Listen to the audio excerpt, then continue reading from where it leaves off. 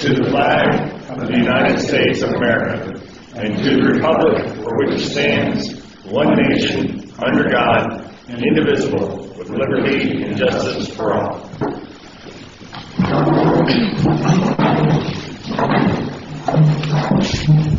And I understand this meeting is also via Zoom, so hopefully we have some people tuned in via Zoom to listen in. The next regular meeting is scheduled for Friday, November 13th at 9 o'clock here in the Community Center. If you have not yet done so, please silence or turn off your cell phones. Doesn't sound like it. Are you hearing me out there? They're telling me they can't hear me over here. Are you hearing me? Yeah. Okay. Sounds awfully low, but I can hear it, but it just sounds very low. Okay. The next item is the consent agenda. Is there a motion? Second. It's been moved and seconded. Any discussion from the board? I called in a couple of minor corrections on the forum with the candidates. All three were listed as acting supervisors. We changed Mark Camp to a former supervisor. But other than that was fine. Any comments from the public? I don't think This is on the consent agenda. This is the consent agenda. If you got anything on the consent agenda. Get into a quick comment. Okay. Chrissy, call the question. Supervisor Gilpin? Yes. Supervisor Brooks? Yes. Supervisor Branson? Yes. Supervisor Harris? Yes. President Hotelling? Yes. The next item is a hearing on resolution number 2020-1023-35, a resolution of the Sun and Lake of Sebring Improvement District approving the international golf membership rate for fiscal year 2020-2021. Is there a motion? I move it. Second. It's been moved and seconded. Any discussion from the board? Yeah. Okay. I have a question on it. We didn't talk about range balls. I know it's not important, but a lot of guys are going to want to hit, buy what they used to buy for a year, whatever the deal is. So what are we going to do for people that want range balls? A typical membership has a quantity of range balls included in it. They have the option to upgrade to an unlimited range plan. I know obviously in this situation, just like the regular membership, you could, if for some reason they're mandated to go back home, there could be a loss there, but we have other range plans that they could utilize that are probably a little safer for them and probably get just as much use as they'd want to, and those range plans do not expire. So if they purchased a certain quantity, I don't have those numbers in front of me of how they equal out, but I think there's plenty of range programs to satisfy their needs. Here's where I was trying to get to. If the way we divided everything by 6, so it becomes a monthly charge for those people who qualify for this. So I would take the range ball package, divide it by 6, and add it on if indeed that they want the range ball unlimited package. To me, that would make the most sense. If that is the recommendation from the board, I have no issues with that. What do I got to do now? I don't know, but I don't think anybody cares. Go ahead and do it. I don't know if that does that need to be particularly in here? Can we just do it? Will they not get 1/6 of the $200 that we automatically get now? I mean, we could definitely do it that way for sure, yes. Because that's part of that fee. That's part of the regular membership, correct. They would get 1/6 of the $200 or 30-some bucks per month that they could use at the range. No, which is included in that $7.99 plus tax or the $500 plus tax. Right, but they want unlimited. Then we could just do the same thing for the unlimited. They could have an unlimited for a month because we can take their key and expire it at the end of the month. Okay. If that's what you guys want to do. So do we have to change the RFP or we just do it? No, you just do that. Just do it. That probably falls in all other membership benefits apply. It would fall under that, I would assume. Yeah, if they don't know if they're going to be here, probably wouldn't take the unlimited except a month at a time, so. Okay, any other discussion? Any public comment on this resolution? Seeing none, Chrissy, call the question? Supervisor Brooks? Yes. Supervisor Branson? Yes. Supervisor Herrick? Yes. Supervisor Gilpin? Yes. President Hotelli? Yes. That's good, that's good. The next item is resolution number 2020-1023-36, a resolution of Sun and Lake of Sebring Improvement District to adopt the 2021 district holiday schedule. Any discussion from the board? Do we want to move it? We need a motion. No, I'm sorry. Motion to approve. Motion to approve. Okay, it's been moved and seconded. Any discussion from the board? I did call in one comment to Tanya, noting that Friday is not July 5th. Monday is July 5th, Friday is July 2nd, and because she was following the county rules, I think Monday, July 5th is the date that we want there on the Right, not Friday. on the calendar. Any other discussion from the board? So this should say Monday, not It should say Friday. Monday, not Friday. Monday, July 4th? Monday, July July 5th. 5th. July 4th is a Sunday, Oh, okay. so it's observed on the 5th. Any public comment on the holiday schedule that parallels the county? Seeing none, Chrissy? Supervisor Branson? Yes. Supervisor Herrick? Yes. Supervisor Gilpin? Yes. Supervisor Brooks? Yes. President Hotelli? Yes. The next item is a discussion on the board meetings for 2021.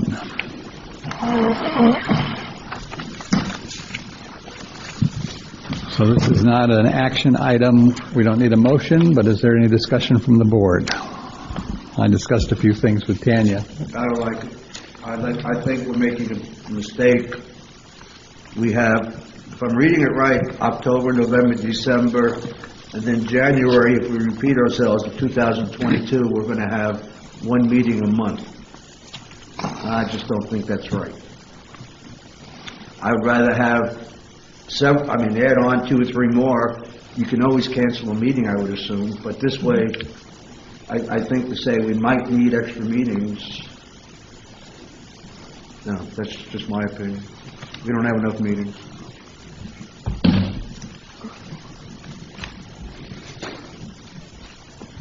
We can always add meetings as well if there is a need for them. But people, we plan to, I work around the calendar, so if I know there's no meeting, I may plan to do something as would somebody else on the board. So I think, it's better to pre-plan and cancel than to pre-plan and add.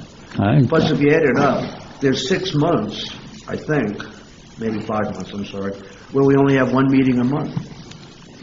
Yeah, and I would certainly agree to adding some meetings. I suggested adding one on August 13th, because that's a period when we're in the middle of the budget discussion, so I think we're definitely going to need that extra meeting in August. Where would you suggest adding meetings? I agreed with it, but we just give 2 of the meeting dates, actual dates off holiday. One in November, one in December. Because if we went every 2 weeks, the meeting would be the day after Thanksgiving. So I think we need more meetings, but we just give the two of the meetings away unless we want to change the dates in November to a different. I'm in favor of having more meetings, though. I'm not saying not to have one meeting in November or one meeting in December. I'm just saying 4 months in a row of only one meeting, I think is a mistake. Yeah, I would certainly see a role in adding another meeting in January. Do you think we need 2 meetings in October? Yeah, which is what we used to be. We used to have 2 meetings in January, correct? In October. Yes, historically, the first meeting in January is a very light agenda. It's usually very early in January, and so What I've done is I've listed 18 board meetings as a proposed, idea. But typically, we've had 2 board meetings in January and 2 in October. The first meeting in January is always usually a very light agenda. If the board wants to add another meeting in October or November, we certainly could do so. Or January. That'll be up to the board. So I've kept it consistent historically for 18 meetings, and then we can add to that if you'd like today. I maybe would propose that the May meetings be changed to the 7th and the 21st. I agree with that. I made the same note, since the 28th is Memorial Day weekend. The 28th being connected with Memorial Day weekend, could provide travel availability for people. Okay. And then I also wanted to be sure everybody noted that she's got 2 evening meetings on Tuesday nights scheduled for the Island View Restaurant, one in February and one in July. When is Easter this year? I mean, next year, whatever. Anybody know? Because we got 1 meeting in March, I'm assuming that's because of Easter. If it's not, we're making a mistake. We got 2 meetings in April. If Easter's in April. It's a conflict with the MGA member guest. Easter is on Sunday, April 4th, 2021. There you go. What is it? April 4th. April 4th. The reason that we don't have a meeting at the end of March is because of the MGA member guest tournament. I'm not saying. No, it's changed. What day? Easter's the 4th. MGA member guest? Member guest is March 24th through the 27th.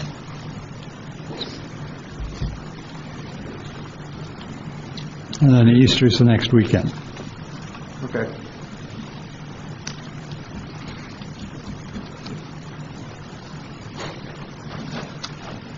Okay, so I still would like, so can we go back and put one in January, one in for sure in October? If to Mike's point, November's Thanksgiving, December's Christmas, I understand that, but there's no excuse for not having 2 in December. there's no excuse for not having 2 in December? December or October? Oh, I said October. October? Yeah. Yeah, I would agree to add 1 to October, move May, add 1 in August. Add in August, yes, because I think during the budget time is when I think we need at least 2 meetings a month, at least. Okay, so we'll add October 8th, which is a Friday. Okay? How about August 13th? We can add August 13th. She was probably avoiding that because Friday the 13th is never good.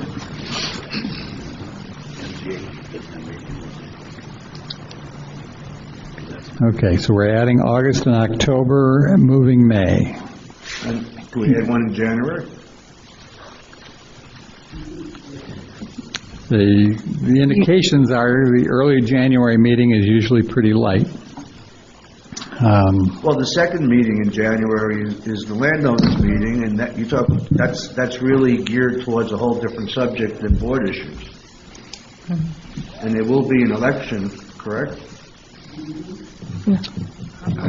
Not Not in 21. Not in 21. 22. 22. 22, yes, sir. Not in 21, so. But in any event, that's geared towards the landowners meeting, and that's, I would think we could do board issues at a different time. How's the rest of the board feel? You want to add another meeting in January?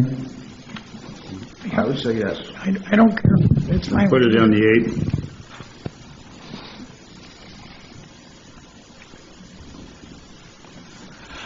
I mean, I hate to say this, but the more meetings we have, the shorter they may be, so we don't have to have 7 or 8 hour marathons. Yeah, right.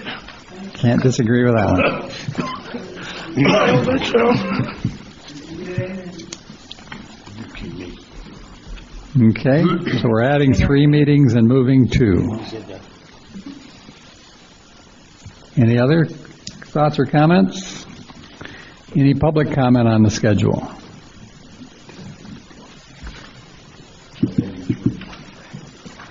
And moving to, Good morning. Happy Friday. Javita, resident here. I'm glad this meetings came up. Was there a purpose for just having one, or you've already added some more now and it doesn't matter? I'm sorry. Was there a purpose for just going to one meeting instead of 2?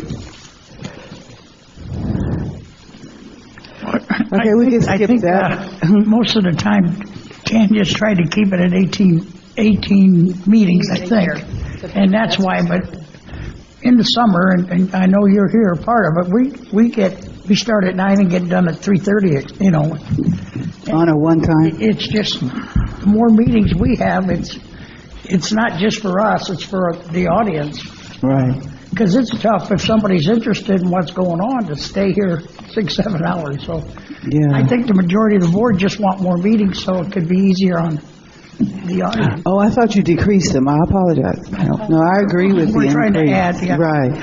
Also, please reconsider some evenings. I heard there were some evenings in there. There's 2 evenings, yeah. Just 3 out of the whole year. 2? Come on, people. Okay, a suggestion for increase in attendance, because I hear stuff from the people that live here, but they just can't be here in the mornings. So if you're doing 2, can one of them be in the evening, or have a lot of virtual ones so the attendance can go up? And I guess you have to figure out how we can respond during that time, or at least get questions in. But I'm totally in agreement with virtual meetings if it will help us to be a part of the things going on. Because again, there's a lot of residents who own homes who are working or they have a business, so they just can't be here. Not because they don't want to be here. Well, we'll certainly see how a virtual evening meeting works in February, and if it works well, we may change some of the other meetings later in the year to evening meetings. But again, add some virtual ones so that you can get more attendance, or did that? We're working on that. Obviously, we've got a Zoom meeting going today. Okay. There are a lot of bugs. Yeah. We have enough problems getting the microphones in here to work, let alone. Okay. I love those Zoom meetings. All right. Thanks. I would like to mention that the February 23rd evening meeting at 6 p.m., I would recommend to have that meeting here at the community center and not at the restaurant, if the board is okay with that. In February? In February, yes, sir. Let's have it here at the community center. Now, in July, it's okay to have it at the Island View, and because we typically have our summer camps here in the summertime. But February, we would highly recommend to have it here. February for sure, just because it's a busy time, so it could be something we could sell or use for business. If we get back a lot of positive feedback on this thing on the 23rd, are we going to be flexible and move some of these other ones to the evening? You can change them. Or can change them. Yeah, we have tried, this is my 5th or 6th year on the board, we've tried night meetings before, and it didn't go over well, but I'm certainly willing to try it again. I mean, I would hope they'd be very successful, but, just keep your fingers crossed and hope that we get more participation, but it hasn't worked in the past. Well, ideally, if it was me doing the schedule, I would have done February and then the one in March, I would have done at 9 o'clock or 6 o'clock as well. Because the first one, you're going to get a response, but if you do it back to back, you probably get a better indication of whether people are really willing to give up an evening as opposed to the morning. That would be how I would have approached it. But that's me. I'm game for that if we want to try that. Huh? I'm game for that if we want to try it. Mr. Norcross. Yes, sir. Good morning. I'm Bill Norcross, resident. I was going to just mention that possible night meetings. I would suggest not a lot, maybe 1, maybe 2 a year. It would give the opportunity for the audience here, the working fellows out there, to have an opportunity to attend, to at least get to know everybody. And I thought that perhaps at the Island View restaurant you could have kind of a funny title, Wine and Dine. It's not wine, when I'm talking about people complaining. But at least they would have an opportunity to see Island View and meet everybody here. You can have a brief meeting, very short agenda, but kind of like give a forecast for what you feel as though the coming year would be. I think it would be highly beneficial. I don't know about the attendance. I assume it would be fairly busy, and we could certainly use the business at the restaurant. So we have a combination of wine and dine and meet you people. All right, thank you very much. I appreciate it if you did something like that. Okay. Any other public comment on the schedule?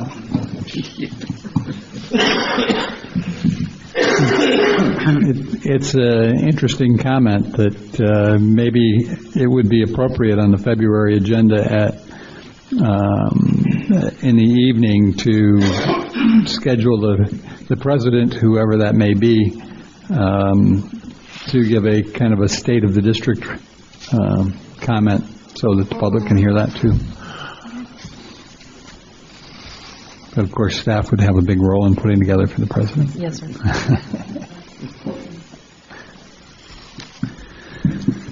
Okay, any other discussions? Did anybody want to add another night meeting or leave it as it is for now and see how February works? Well, do you want to try and do something with the March meeting? Make that go, so we go back to back? I'm okay with that. Rest of the board, how do you feel about night meetings for February and March? March 12th is a Friday night, so it probably would not be attended as well as a Tuesday night. So if you wanted to have a March 9th meeting, I'd recommend March 9th, which is a Tuesday, instead of March 12th. I mean, it's up to y'all, but Friday night probably would not be I'd probably push well it to the attended. next Tuesday, the 16th, since Easter's the 4th. Give us a little push off Okay. Easter. So let's see. That's fine. I prefer that. Let me check the schedule. That's my birthday.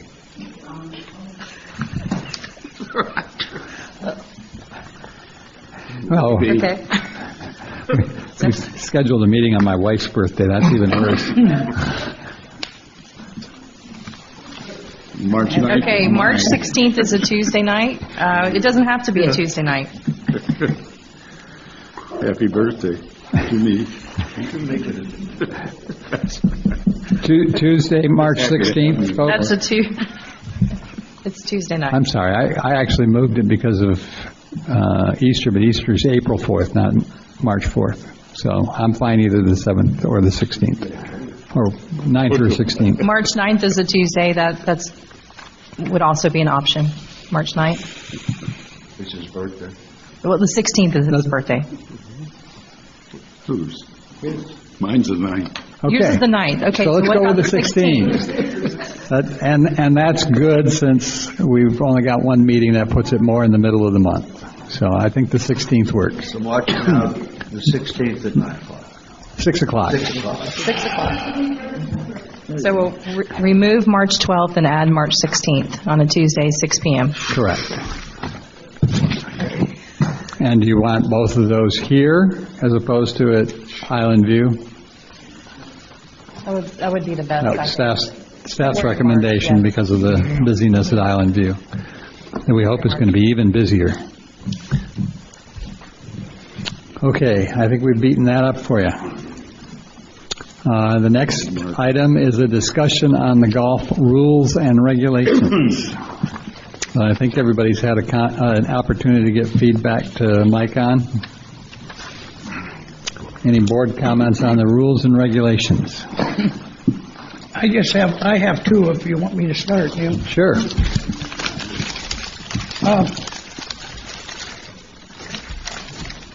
One of them, Mike, is, we talked about, I got a call, remember, about the executive membership?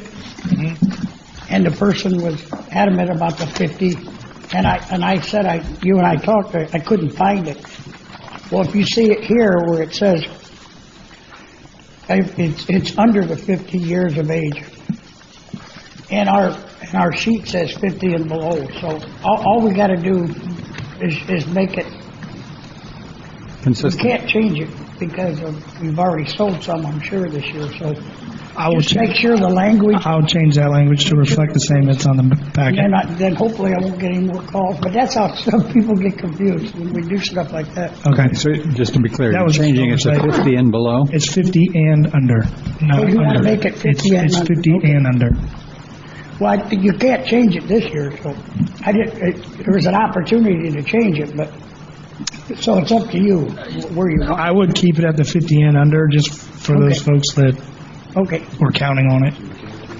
And, we have all these 50% memberships now, and I see here that we're trying to bring back a 10% discount if somebody recommends somebody. Is that correct? That program's been in place, I haven't been in charge of that until recently, but as far as I know, that membership referral program has been there.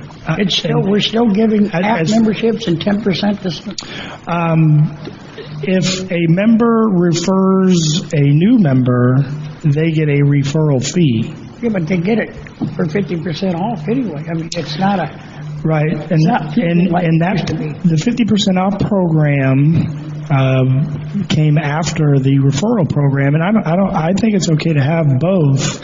I think now that we have the 50% off program, I think the referral goes to the existing member, not the new member. right.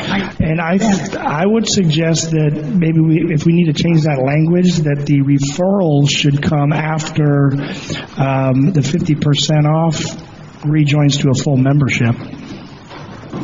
Well, if you really think we need to do that, if it's my opinion, I'd say we do away with this, The referral program? the referral thing, but it's up to the board, but Can you estimate how many of our new members come in by referral?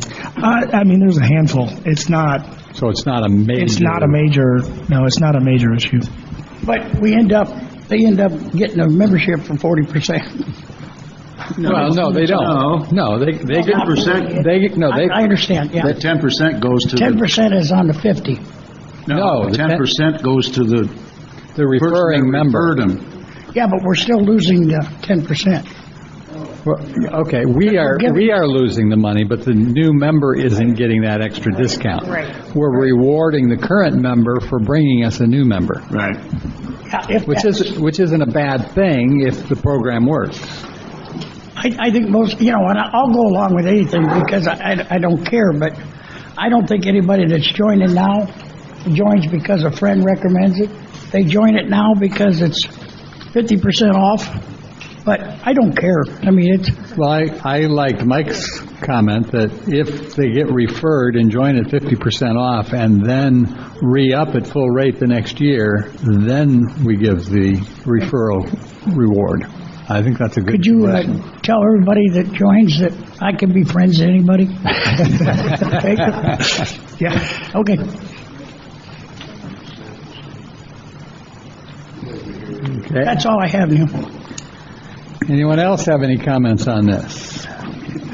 I had one that I'm not sure what the rationale is, but I was kind of thrown when I reread this and it said, Women's Golf Association, WGA, and the next line says the Ladies Golf Association.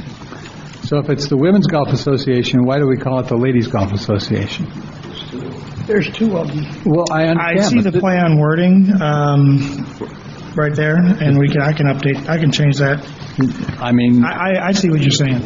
but is it generally called the Ladies Golf Association, or is it generally called the Women's Golf Association? they refer to themselves, it's their organization, but I think as far as the wording in here, if it's a WGA, in the text below it, it should correlate and say Women's Golf Association. It makes sense to me. It just seemed odd to call the WGA the Ladies Golf Association. Understood. Go ahead. I got a few things. Okay. Start with page number. First thing is, I think for all new members and every member, when they register for the upcoming year, they should get a copy of this. That's the first thing. especially new members.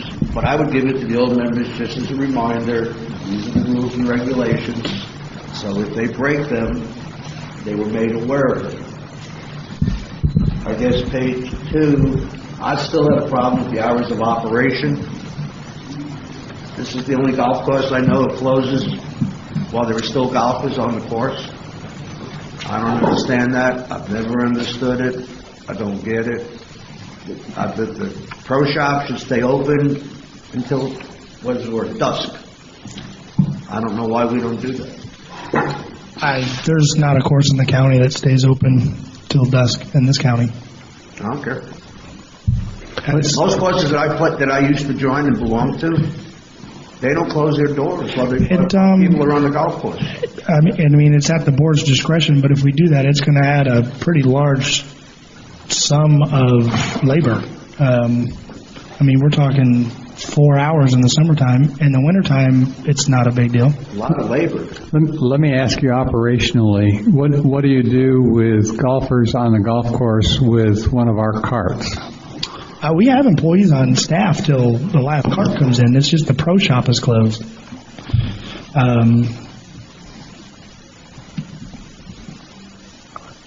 mean, people usually buy product from the pro shop when they're done playing golf. Souvenir shirts, hats, whatever. We don't give them the opportunity if they're playing late in the day to do that. So aren't we missing business? One shirt would cover the cost of having somebody there. Not necessarily. It wouldn't cover that, but also when we open in the pro shop from 5:30 to say 9 in June, there might be one golfer out there from 5:30 till 9, and the opportunity to sell them a shirt's probably slim. And 4 hours of labor could be twice what the revenue would be on a shirt. In my opinion, I don't see it being a cost win. If there's other benefits to it, as far as safety or things like that, then I would say I would go along with it. But on a pure business dollar signs, I couldn't recommend that. I mean, there's courses. I know courses in town that close at 2:30 in the summertime. I'm sorry? There's courses in town that close at 2:30. Yeah. In the summertime. That's because they got no business at all. We're trying to get business. We're trying to get better, not get what we want to be like them. No, I understand that. I don't see the cost. Nobody. If you benefit of it. All right. I mean, I know how you feel. You know how I feel. There's one thing that I think might be brought up here is that if there's a problem out on the course, who do they call? They would call the pro shop. There's nobody there. But you do have a man that's available in the garage, but he's not got the phone. I know, not currently, but in the past, the cart barn has had a cell phone, and they've had a point of contact directly to the cart barn. That is not currently the case. It is possible we could do that again, but I am not aware of any issues the past 6 or 7. We have not had a single issue the past 6 or 7 months with somebody needing somebody. Just we haven't had any. So it is doable, but I don't know if it's 100% necessary. Can I help Mike Otto here? He always has someone in the cart barn. If there is a problem, usually on the golf course later on, it's usually a resident that's calling from a home. They'll call security. Security will call the pro shop. Call the cart barn. You're missing the whole point. That's not what I'm trying to say. I understand that, but I'm just telling you the procedure we use. Okay? I understand that, but we don't have to do it. It's just my idea, my thought. No, I understand what you're saying. If you want to be a better golf course, and you want to be the number one place in town, you got to act like it. Well, which I think That's we what are. I'm trying to say.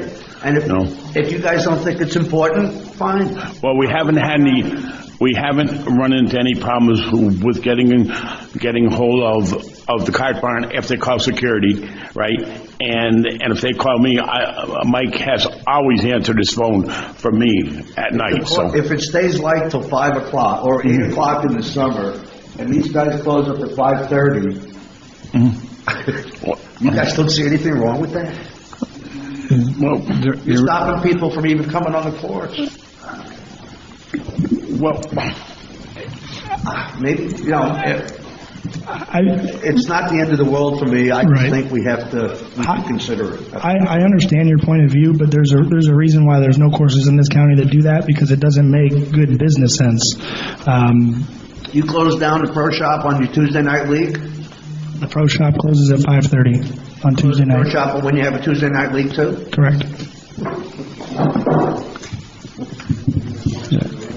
Well, if you want my 2 cents, I agree with Ray, but I don't know financially what things are like anymore. I know when I was hired as general manager of my company,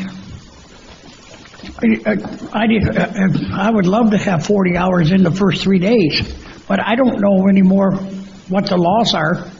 I mean, I hired 54 hours a week for a salary. I don't know if we can do that anymore, but to me, golf courses up north, they were always open till dark. They were mostly people working. I don't know what things are like anymore, so I would like to see the golf course, somebody in the golf course till dark or dusk or however we do it, but I've never made a big deal about it because it's the way we've always done stuff here. But if you want my opinion, I agree with Ray. My experience is that people don't spend a lot of money in shops in the evening at golf courses.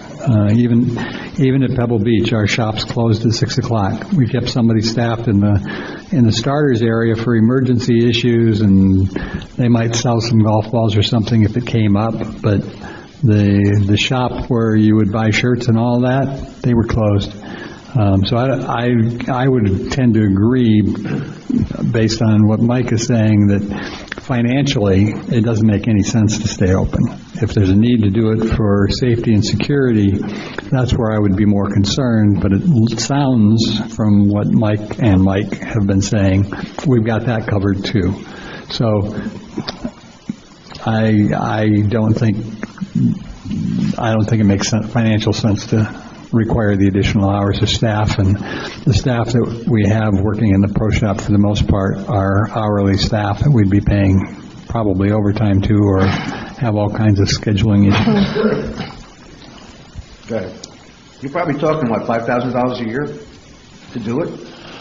You can't be talking much more. We're talking 2 hours a day. There's only 7 days in the week. You pay them, what, $7 or $8 an hour? I mean, it depends on it depends on the person that's working that hours, but I mean, even if you're paying somebody, say, $9 an hour and they're working an extra 3 hours, that's $27 a day. And if you, on average, on a Tuesday, or skip Tuesday to say a Thursday, if one golfer goes out playing Twilight at 5:30 for $15. I mean, the averages just don't work out. Fine. I'll let it go. As far as a financial sense, there's a reason why they don't do that. Also, though, you wouldn't necessarily have to have additional hours of coverage. If you guys think it's too difficult to do, we can not do it. It's definitely not a difficult thing. My reason to say no is strictly financial. That's okay. My opinion, and it's the same. The demographics in this county are different than what you see up north. The average age in this county is way higher than wherever else we came from. 98% of the play in our demographic here plays 8 to 1. All right, I got a few more. We'll call that a no. We're not going to talk about it now, but I've got some challenges on the membership that you guys are talking about, the executive membership. Probably more of a discussion for next year. I think 50 is too high. I think it should be 40 years old. So we'll touch base on that when we do budgets next year.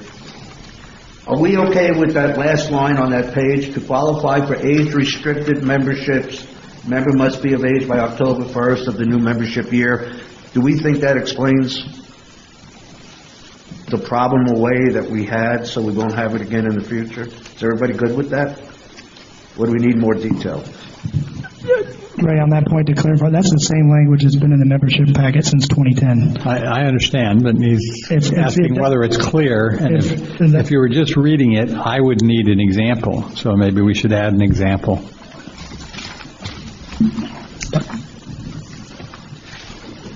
So is that, you agree with me? Yeah, I would agree that we clarify it with an example of what that means. Yeah. I mean, I just don't want to have a repeat of what happened this year.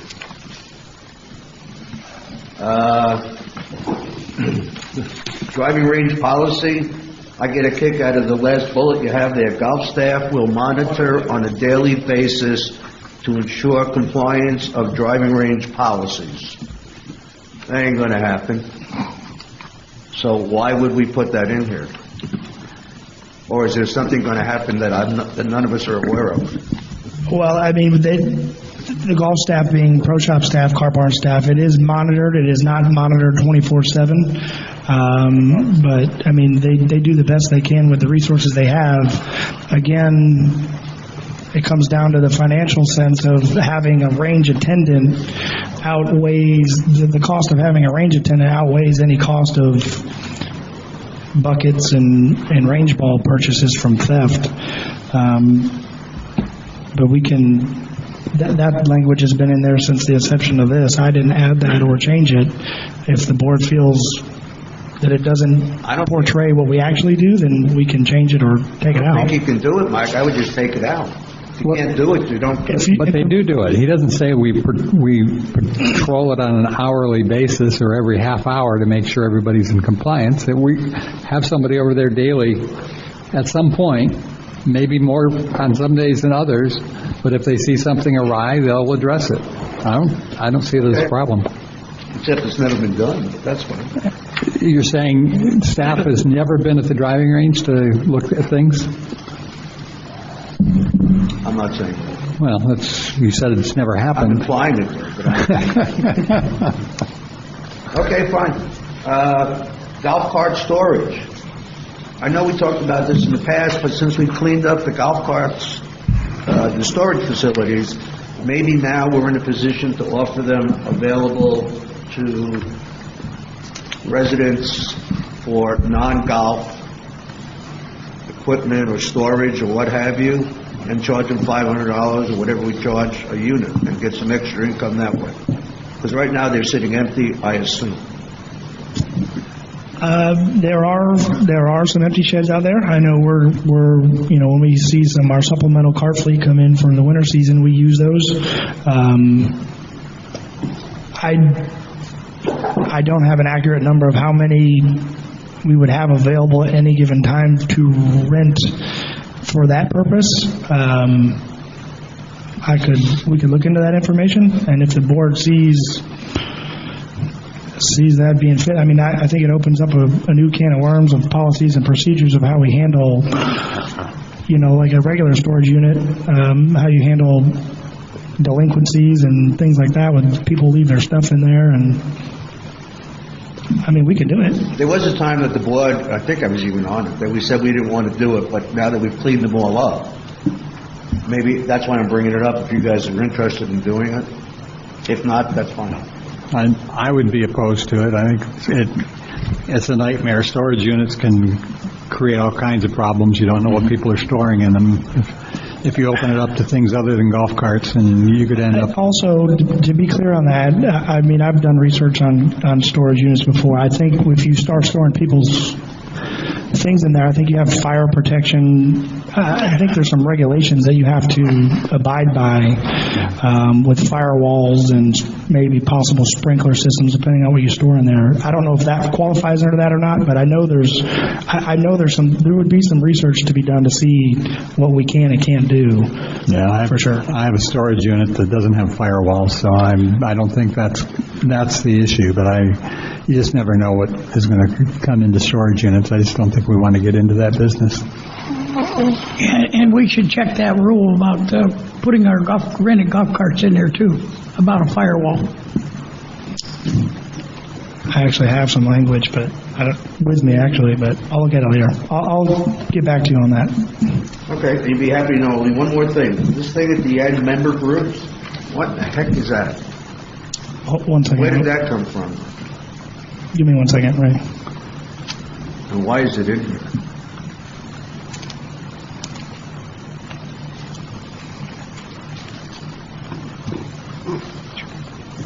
I'm sorry, Ray. That's a Butch group or Phillips group. Next to the last page, at the bottom. Oh.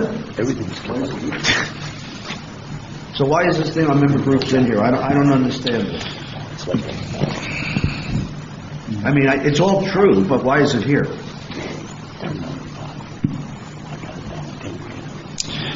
I believe basically that is there because it in our rules and regs, if you want to have a member group is considered a group that is receiving far advanced blocked tee times. And in the rules that have been set up in the past, in order for you to have a group that receives advanced blocking for, like, say, the whole season, you have to be available to any member of the club who would like to play in your game. If you want to operate a group under these guidelines, you have to be open to everybody that's a member. That's what this rule is. What you're saying is true, but why is it in here?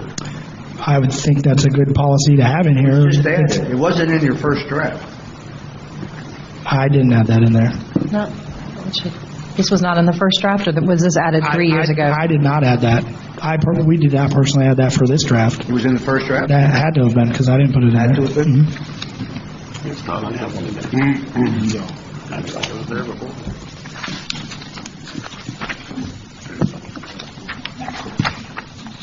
Well, yeah, it's on that original draft right there. It's in the first draft? Yeah. Where? It's on page 9 of the strike-through one that you have. Yeah. Yep. Fine.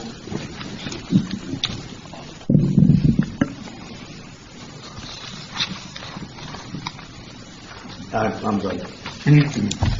Okay. Anybody else from the board with comments on the rules? Concerns? Anyone from the public on the golf rules and regulations draft we've got here?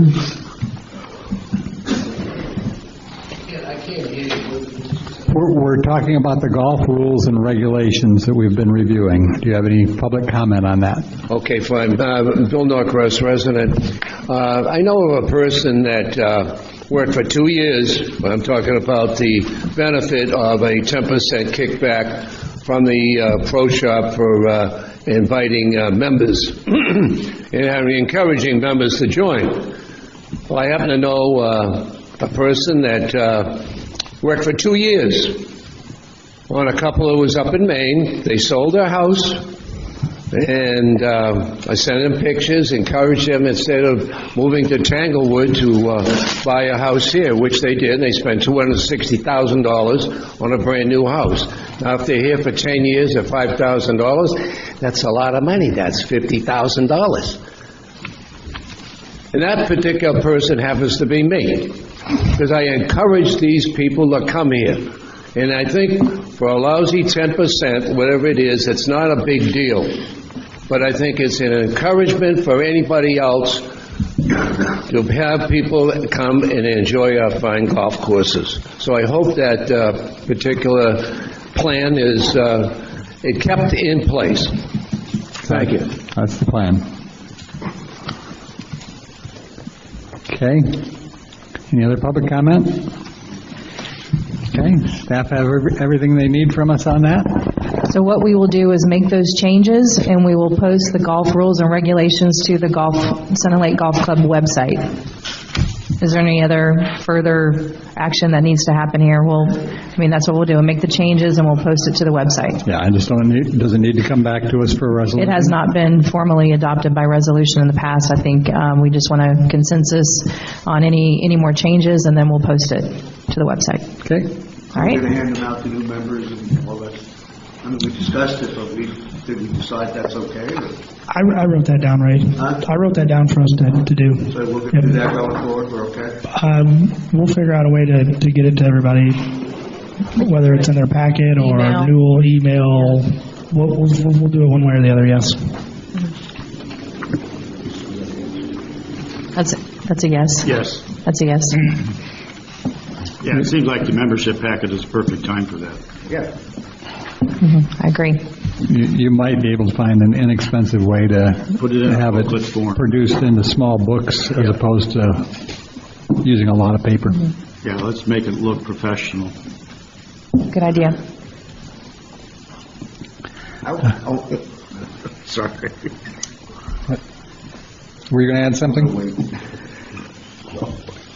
Okay. Moving on, add-on items, None? petitions and communications, None? staff reports.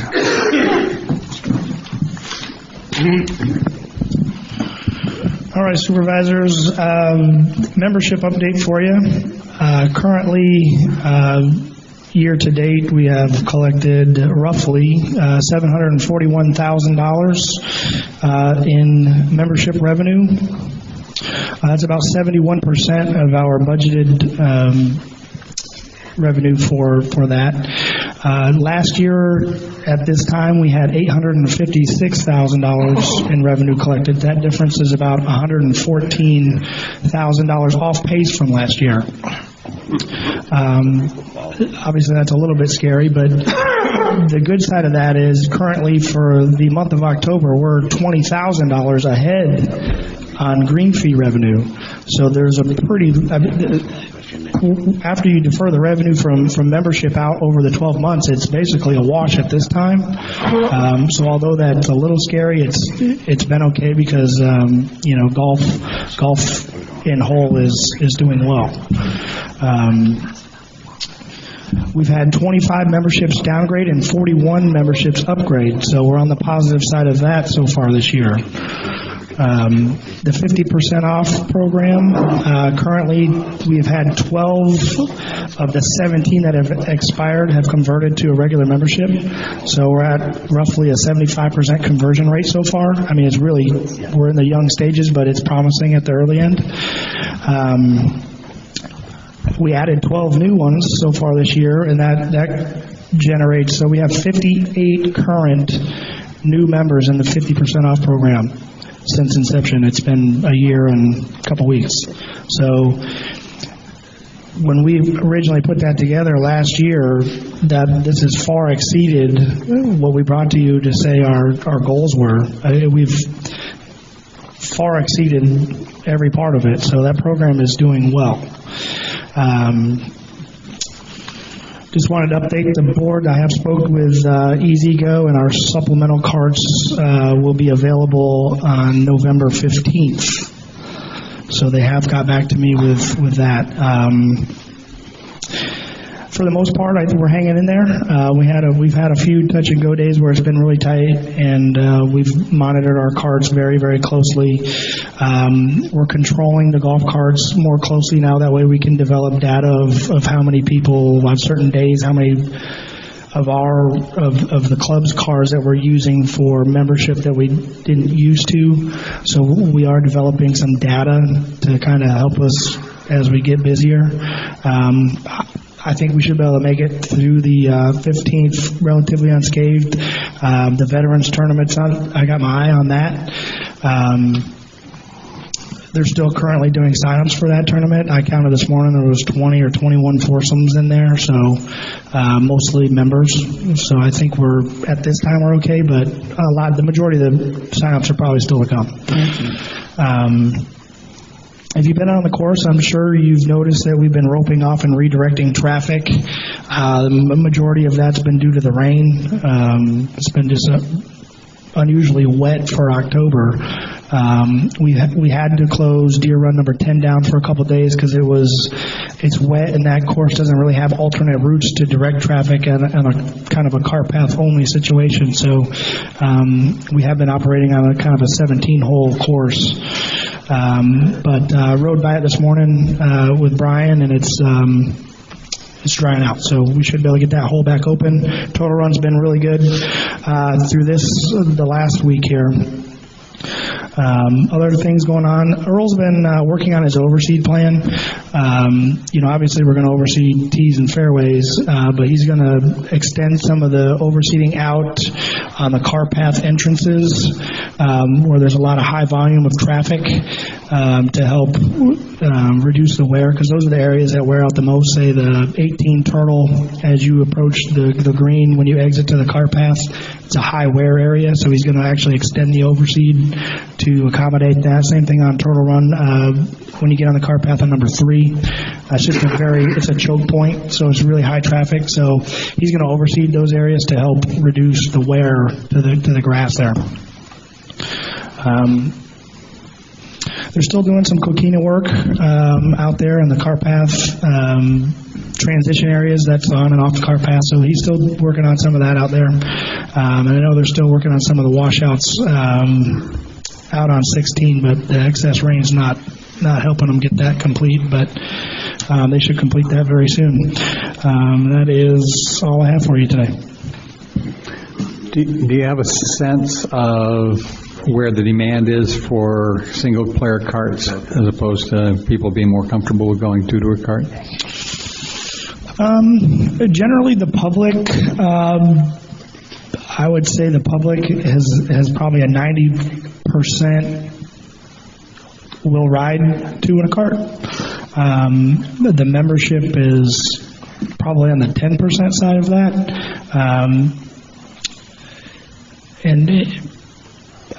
Which is understandable. I mean, there's several reasons why they may want to ride single carts. It is more convenient, it is faster, and there is a health concern. The demographics from our public play and our member play is relatively similar, so it's not necessarily that.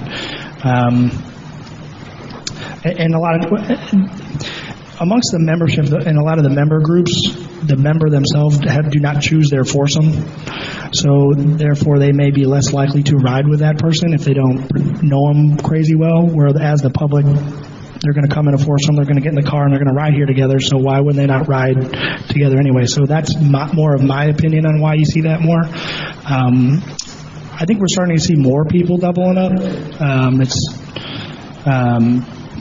Which is good, and I understand the health concerns too. So,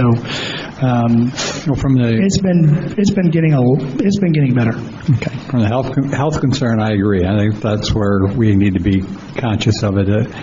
The convenience factor of being able to have separate carts because it's faster. I'm not sure that's something we need to be supporting, but we'll just have to monitor it. Correct. Thank you. Any questions? Yeah, I have a question. Okay. Do you guys in the restaurant know what the term, actually, how do you employ the term turning tables? Or do you? I don't think you do, but do you try? Turning tables? Yeah, in the restaurant. Well, currently at this stage, we can seat 360 people, so I would have to have 361 to turn a table. Okay. Well, you had a problem when you served that 25-off buffet, did you not? So a lot of times we could have turned those tables. The problem is that the folks. I'm just asking if you guys know what you're doing. That's all. Absolutely, 100%. So when we had that 25% off night, if 95% of those folks that want to eat between 5 and 5:30. Right. If you're going to sit and eat at a table for an hour and 15, hour and 20 minutes, that table's now till 6:30, 7 o'clock. There's no demand. The table's available. You know that. Obviously, I know something that happened that night. I don't know if you're aware of it. A good guy that I play golf with called up around 4:35, wanted a reservation. You guys said you were booked. Well, that's not necessarily a table turning situation. I know exactly what you're referring to. You wouldn't, It's no different. So if you call up Chili's or Outback or Olive Garden and you're getting a reservation, they might have a capacity of 150 people, but if they have 60 people coming in between 5 and 5:30, they're going to tell you that you're going to have to wait till later because you can't overpace the kitchen. right. Or the wait They staff. tell you have to wait later.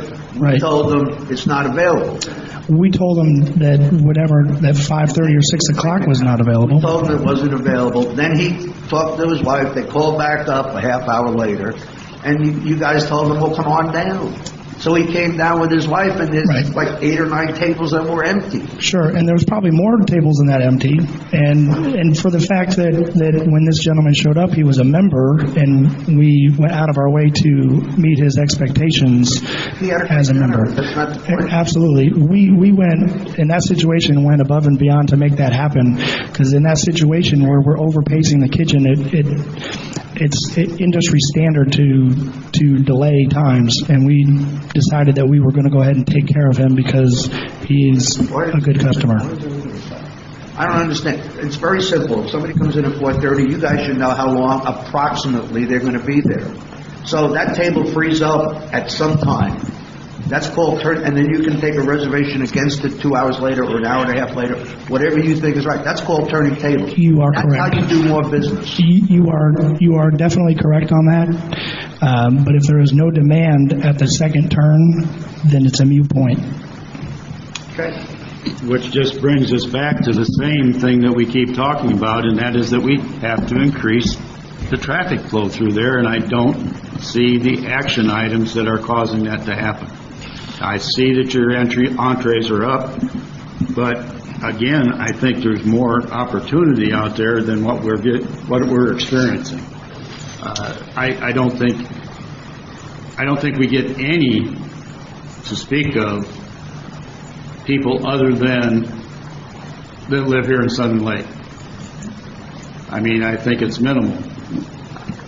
Why? Why can't we get people to come like they do to the watering hole or to all the box stores? There's all kinds of people out there eating. Why can't we get them here?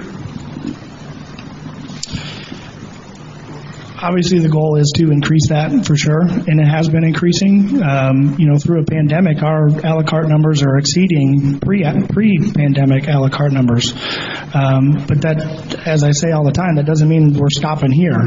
That's definitely not what we're doing. Obviously, we've been going through a lot of avenues to increase traffic. We have a lot of programs. We're doing a lot of advertising, promoting those. People are starting to come. There are probably our biggest obstacle is a restaurant. We are a golf club restaurant, and there's a lot of folks that does not particularly sit well with them, especially with the younger crowd. The people that are in the 55-plus category love to come out there, but under 55 with families, they don't want to bring their kids to a country club. And that is the stigma that we have, because it is correct. So, have we ever tried offering kids eat free on? Absolutely, we do now. When? We had a kids eat free Tuesday nights through the whole entire pandemic. I didn't. Where was that? We've been, it's been advertised. I'll get you the advertisements. We've done several of those, and we've done several advertising. We go to large RV parks, Crystal Lake, Rainbow Resort. We've invited all those folks out into 25% off nights. We've done the same program for those to introduce those folks. Tanglewood's one, and we're going to continue that program. It's kind of a tough situation to go out to an RV park and say, hey, how about you bring out 100 people right now and we'll put you in there. Those folks are in the same demographics as our membership. it's a little tough to do that, but we are starting to do that again. And we've had huge success on those nights. When we did it with Crystal Lake one year, we had one night, and we had so many people requesting to come that we had to extend it to a second night. Those are kind of the programs we're doing to get those folks here, because those are the demographic that come the most. You've offered this kids' meal. Where's that advertised at? I'll get you that information. Is it outside of Sun and Lake? Absolutely. Anything we do is on Facebook and anything like that, we target outside of Sun and Lake. Is that where you've done this? We've done it. We've targeted on Facebook. No, I've not seen it. we send out I do it through the district office. We do it through our email clubs. We do it through Facebook, Instagram. Sun and Lake. No, we do on the district. What we've started doing on the district website is we will advertise specials through the Island View for the residents. Yeah. So we've done that on the district side. I just don't recall the. Sun and Lake. I'm talking outside of the Sun and Lake district. Right. We do advertising with the Sebring Chamber of Commerce, the Avon Park Chamber of Commerce.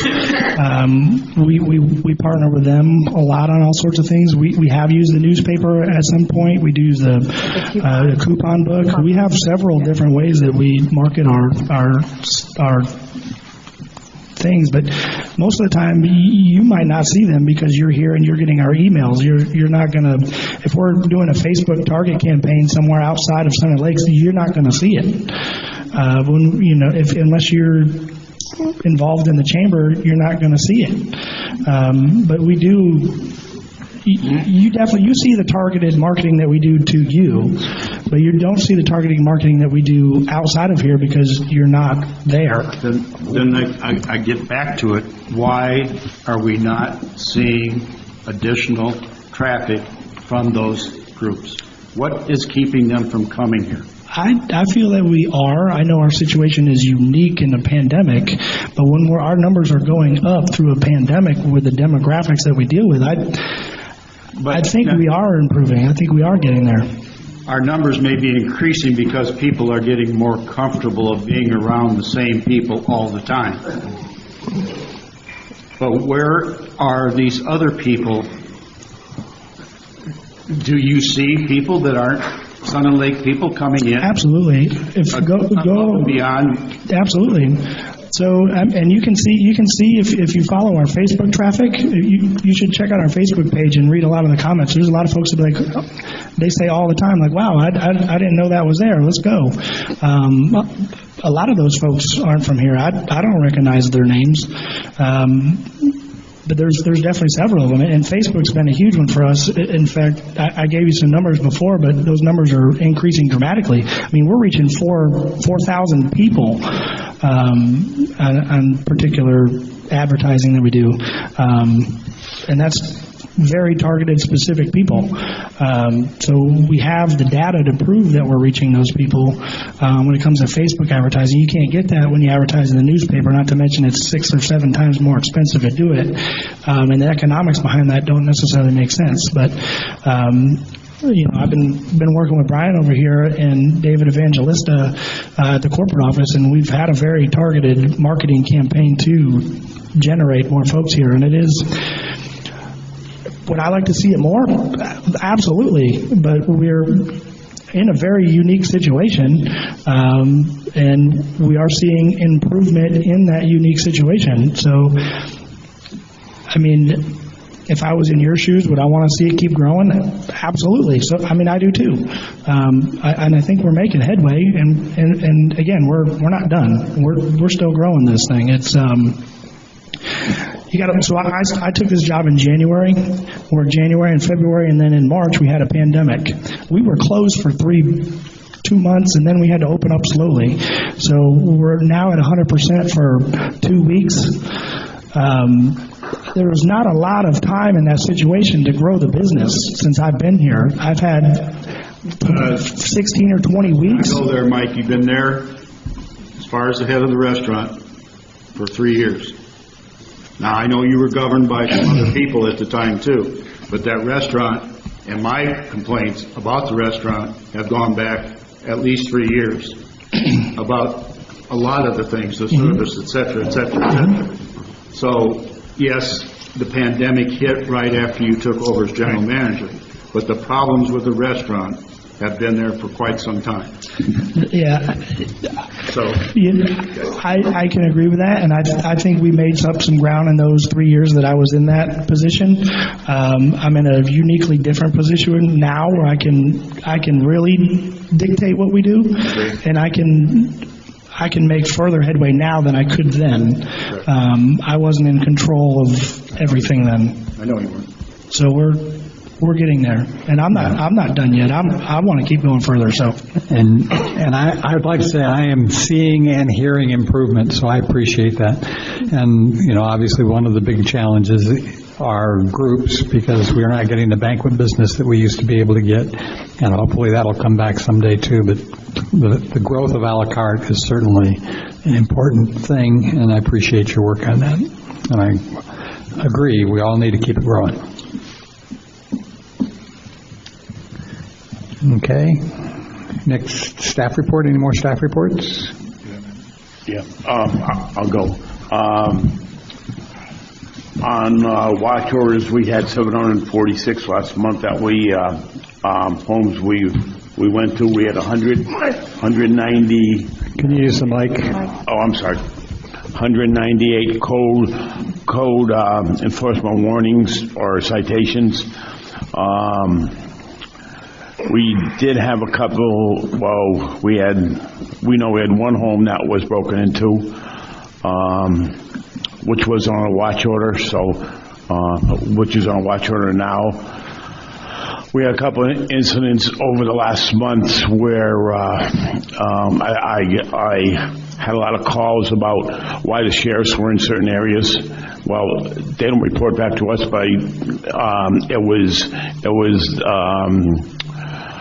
there was a couple of, there was one drug raid, I guess, and the other one was a warrant that they closed the road down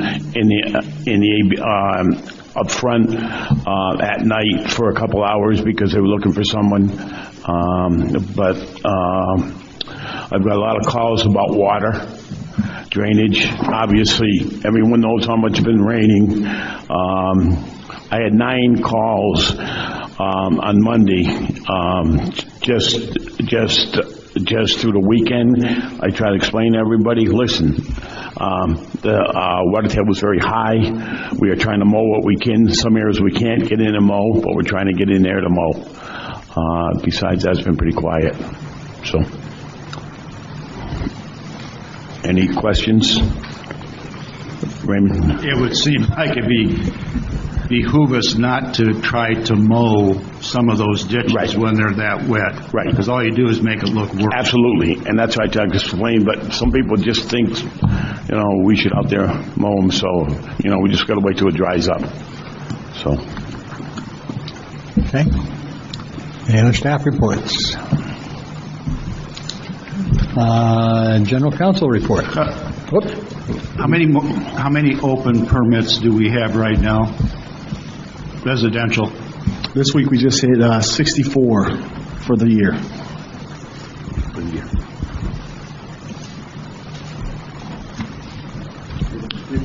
Okay.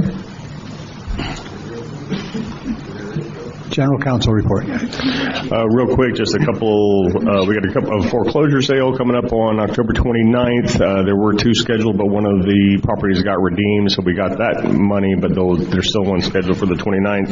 Also on the 29th, there was a reply brief on the Castro matter is due through Attorney Laconi.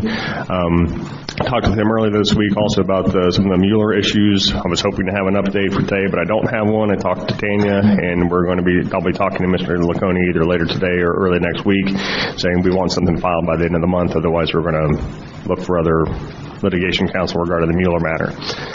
But hopefully, I'll have that the Castro information early next week as well. And if I feel it's necessary, I'll send you guys an update by email. Otherwise, I'll just bring it up at the next board meeting. Other than that, any questions? Okay. General manager's report. Good morning, Supervisors. I wanted to mention that the bid opening for the Golf Management Services is Tuesday, October 27th at 2 p.m. at the district office. It is open to the public. But I also want to talk through the process of selection. And we had 7 companies show up to the pre-bid meeting with a potential of 2 more companies possibly putting in a proposal. So with knowing that, how does the board want to handle the selection process? And well, first the review process and then the selection process. We as a district can evaluate each proposal to make sure all the requirements are there, making sure the paperwork is there, and once we have done that, then we can move forward with an evaluation process. Not we, but I wanted to ask the board how they want to handle that. I personally want to review each and every one of them. Okay. And be part of the selection. Okay. Yeah, I think because, we're not dealing with 20, we're dealing with a handful. I think it would be appropriate for the board to receive all of them and perhaps have a workshop to discuss them, or I guess just a discussion item on the agenda to discuss our feelings about all 7 and or however many there are.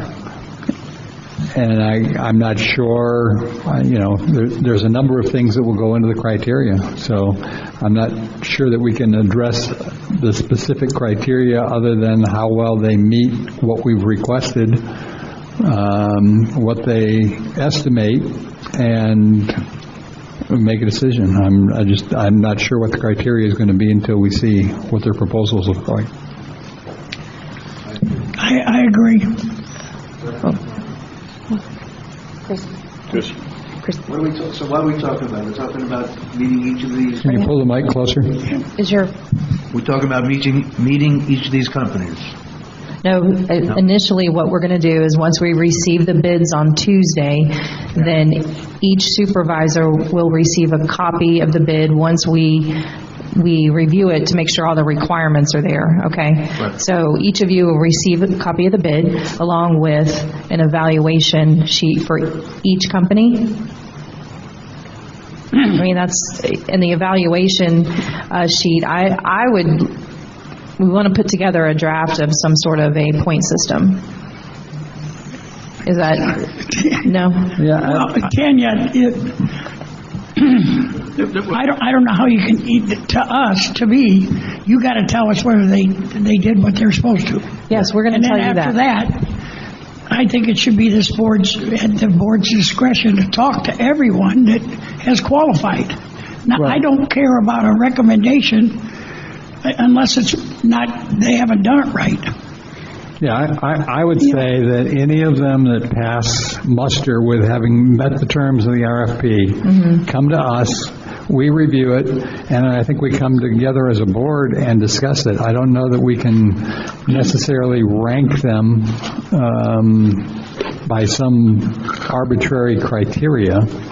I think we can all look at them, look at the merits of them, and come together as a board to discuss. And hopefully, through that discussion process, we can narrow it down to 2 or 3 at most that we would call in for interviews. Do you want to call a special meeting to discuss that, a workshop meeting? What does the board think? I'm adamant about, I want to talk to every one of them that qualifies. And I think you and Omar got to tell us whether they did what they were supposed to do. And if they've done what they're supposed to do, I think the board should talk to them. Or at least talk amongst ourselves and then do something. But it's premature because, like you told me, we don't know if we're going to get 3 bids or 2 or... Yeah, potentially 9. Yeah, well, there's potential of 9, I know that, but... I guess my question, I'm not sure I'm following you completely, Mike, because my recommendation is that we review them all and, based on what we read, narrow it down to 2 or 3. But are you saying if we get 9, you want to meet with all 9 people? I wouldn't mind it at all. But again, that's just me, but it's hard for me to pick until I can sit and talk to them and ask them questions about a lot of things. But we have to know whether they qualify. Yeah, well, I think we're all agreed that we won't see anything that doesn't qualify. The question is, if we have 9 that qualify, we're asking a lot for them to come down and talk to us, and whether or not that's going to, because 9 people are going to come and 8 are going to be rejected. That's asking for a big commitment from them if we really don't have any interest in them, which is why I thought if we discuss the proposals as a board in an open meeting, they're certainly welcome to come because it's an open meeting, but I think we can narrow it down and not necessarily have to ask every one of them to come down. There may be some that we look at and say, no, we're just not interested. Neil, I'll do what the board wants, but to me, we've already asked them, they filled out a 170-page report. Okay. And I don't particularly want to reject any of them. Without talking about it. Without talking to them. I mean, if I was bidding, I would be more disappointed if I did all this, what we've asked them to do, and we say, no, we don't want to hear from you. Okay. That's just my point, and I'm just one vote. But I feel we should talk to everybody that's qualified. Okay. How's the rest of the board What does it take to be qualified? I'm missing that word. Just to make sure all the paperwork's there. I mean, that's going to probably be 100% of the proposers. Qualified. No, not necessarily. No, not necessarily, but... We have the bids have to be confirmed that the bids are responsive. Once it's confirmed responsive, then We will confirm it's responsive, so there's a potential of 9. So we can do that. We can take the time on Tuesday afternoon and Wednesday to make sure all the bids are responsive, and then we will prepare packets to each of you. I would say by Wednesday afternoon we should know something. So if the bid, if they do something wrong with the bid, we don't tell them they did something wrong to correct it, they're just out?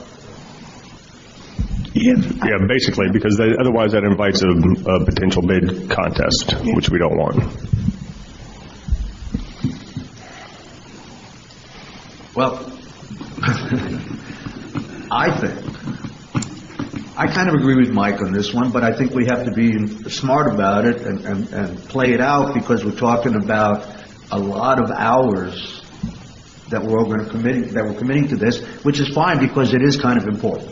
And it is like 30% or 35% of our budget goes to this, to the golf operation, including the restaurant. So, it's worth the time to get it right. As long as we think the process is correct. For example, if you send out 7 or 9 bids, it's going to take 2.5, 3 weeks for me to go through it intelligently and decide what I think is right for Center Lake. I would assume. I mean, don't you think? It's going to take a long time to review them, and then when we get them here, we're going to be an hour or 2 with each one of them. Well, we got to decide. So if let's say it's 3 weeks to get our heads together on what we think is right for us, then is the next meeting for us to try and narrow it down, or do we just start seeing people? That's the question. What's your call? If you take Mike's lead on it, he would say, let's see them all, which is fine. We can just take them alphabetically or something like that, but you can't do them all in one day. Absolutely not. Absolutely, especially if there's 9. But it could, through our review, we may be able to collectively say there are certain groups here that we do not want, and therefore we don't have to have them here later on. I agree, but we can't say that for a while. No, not until we see it. Yeah. No. Yeah. But we can plan to have a meeting to see if we could narrow it down. Right. On our own. That would be 3 weeks after you send out the package. The other thing that I want to bring up, and I'm sure this is going to be met with some concerns, I think that Casper should get a pass all the way to the end of the process, because theoretically, in my mind, we are comparing other companies to Casper. I assume that's what I'm going to do. I know what Casper's performance is, and I want to compare these other companies to Casper to see what I think is the right thing to do. So I think Casper goes, if we narrow it down to 3 or 4 at the end, Casper's one of them. I don't think you throw them out or consider throwing them out, if you want to use that term, in the initial process, I think they get a ride to the end. I don't know how you guys feel about that. Well, I don't know how they could be thrown out. Huh? I don't think they should be thrown out either until we get down to the end, so. I mean, you guys all agree with that? Yeah, I don't think there's any reason to think that Casper would get thrown out. Well, I mean, we're comparing to Casper, I assume. Exactly. Yeah, and, And then they're going to hopefully improve upon what they're doing with their, well, yeah, they are, but in my mind, we've given them plenty of opportunity, but I'm willing to listen. I mean, they've known for 2 or 3 years some of the problems we've had and asked for changes. This board has asked for changes, and none have happened. Well, some have happened. Yeah. So I would go 3 weeks from the time you send it to us, we would have a meeting to see if we can narrow it down on our own without talking to somebody. And then depending on that number, I would probably allocate, let's assume we end up with 6. That would be 3 a day. I wouldn't do any more than 3 a day. There would be 3 full days. I would anticipate you're going to spend 2 hours with each group. Yep. Okay, And work the calendar. we have a regular board meeting on Friday, November 13th. November 17th is 3 weeks from the date of receiving the proposals. That's a Tuesday. November 17th is a Tuesday. That is the week before Thanksgiving. So we could do a special meeting on the 16th, 17th, 18th. It's 3 weeks should be plenty of time for the board to review we might only have 5, we might have 9. Is 3 weeks too long, or do you feel you only need a couple weeks, or how do you? I would be okay with a special meeting on the 16th or 17th. I'm leaving town on the 19th. I don't have my calendar either, because I have some issues that have to be addressed health-wise. Okay, the 16th is a Monday, 17th is a Tuesday. That's fine. Or the week before. That was the calendar. We do have the Veterans Tournament on the 14th, and then the Quad 4 is on the 19th through the 20th.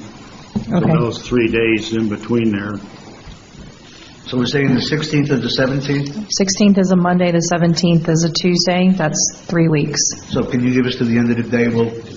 I got to look at my calendar and see what I got. Sure, Let's pencil in Monday the 16th, and if there's a conflict, we'll work around that. Does that work for everybody? Okay, 9 a.m. Let me know, Ray, and then we'll go from there. Okay. So Monday the 15th? No, Monday the 16th. Monday the 16th, we'll have a special meeting to review And then how many days later do we want to plan? Well, we have to give them companies then notification, right? Correct. So they're going to need, they're not going to be able to turn on a dime, I assume, right? So the question is, will you want all the companies, depending on how many, or do you only want so many? That'll be up to the board. We won't know that until after we review it. Yes, correct. Right. All right. So we'll decide that on the 16th. Correct. I think we can decide scheduling after that date. But we're going to try and do this in December? Get it done by December? Well, we can try. I think that's ambitious because everybody, including the people that we're going to be asking to come in, are going to have busy schedules in December. Mm-hmm. But I think we shoot for December, but let's see how many we've got and make a call. So Supervisor Brooks, let me know if you have a conflict on Monday the 16th. Yeah, I'll play as soon as I get home. Okay, sounds good. All right, that's all I have. Tanya, I got a question for you. Yes. And I don't know if this was for you or for Mike, but have we had, I think we passed that thing on us clearing land. How's that? Have we had any requests yet to do that? We've had one, and I look potentially to have a second. Yeah. Right? Okay. Yep. Okay. Is it working out fine? I mean, is it okay? Everything good? I mean, so far we've submitted we did a quote. We submitted the information. This is the first request we've had is for the corner lot on Turtle number 18. So, as you approach the tee boxes, it's on the right. That was the first request we've had. So we've prepared a quote. We've sent it to the property owners, and then we're just waiting. Okay, can you keep us posted on that? Yes, absolutely, Okay, yes. thank Okay. Go. Any update on the due diligence report from Hornick on Schumacher or any other thing? I have not received any updates. Have you? Good morning. Okay. So I'll follow up with you if I hear anything. Anyone else? Okay, moving on. Unfinished business. None? New business. None? Committee reports. None? Public comments. This is public's opportunity to speak on anything. I think we did. Bill Murray, resident. I just have a concern that we're going out for bid. I like Billy Casper. I think they've done a great job. I've tried to find out what seems to be the problems that they haven't addressed. And it just comes back to loss of revenue. So if we find a company that doesn't lose as much revenue, does that mean they're going to cut the services also?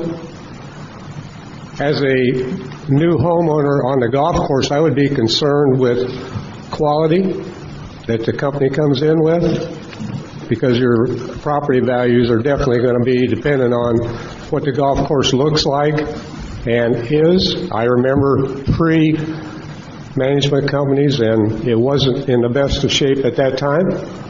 So I think that if you are going to investigate 9 companies or 7, that you do background checks, and to put Casper in a bidding process, I think myself, puts them at a little bit of a disadvantage, because they know what the expenses are and what it's going to cost.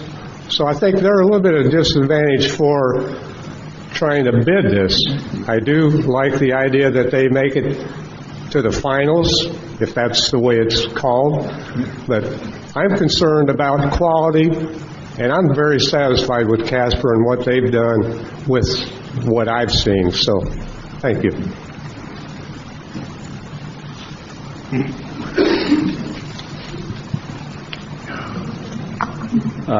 Cliff Wood. Just about have to swallow these mics to be heard. That's better, I think. I have written a proposal called Tourism Marketing in Highlands County. I provided a copy of that to Tanya, and she's provided a copy of that to each of you directors. I'd like to just take a couple of minutes. I know it's going to be a long day for you, but I'd like to take a couple of minutes just to kind of review the high points and let you know where I'm coming from. I think we'd all agree that the golf industry in Highlands County is a significant business, a significant industry, certainly on the basis of the geographic footprint, tax revenue, and things of that nature. It should also be pretty obvious that the industry is in serious trouble. And the only evidence that's needed to support that statement is the changes in the golf ownership of golf properties in the county. For example, Pinecrest has changed ownership recently.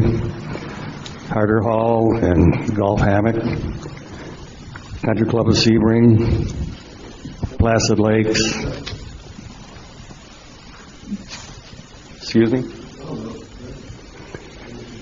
Placid Lakes, and most recently, the Signature H people have come in to take ownership of the golf operations at the Spring Lake Improvement District. The issue that would seem to be the problem is that the previous owners have come in. Many of them have put resources into the properties to improve them, hoping that that would stimulate additional revenue, but that never came to pass. These new owners that are coming in are essentially doing the same thing. But in my opinion, unless something some significant changes take place with regard to the environment for marketing golf in Highlands County, their investments are not going to be rewarded.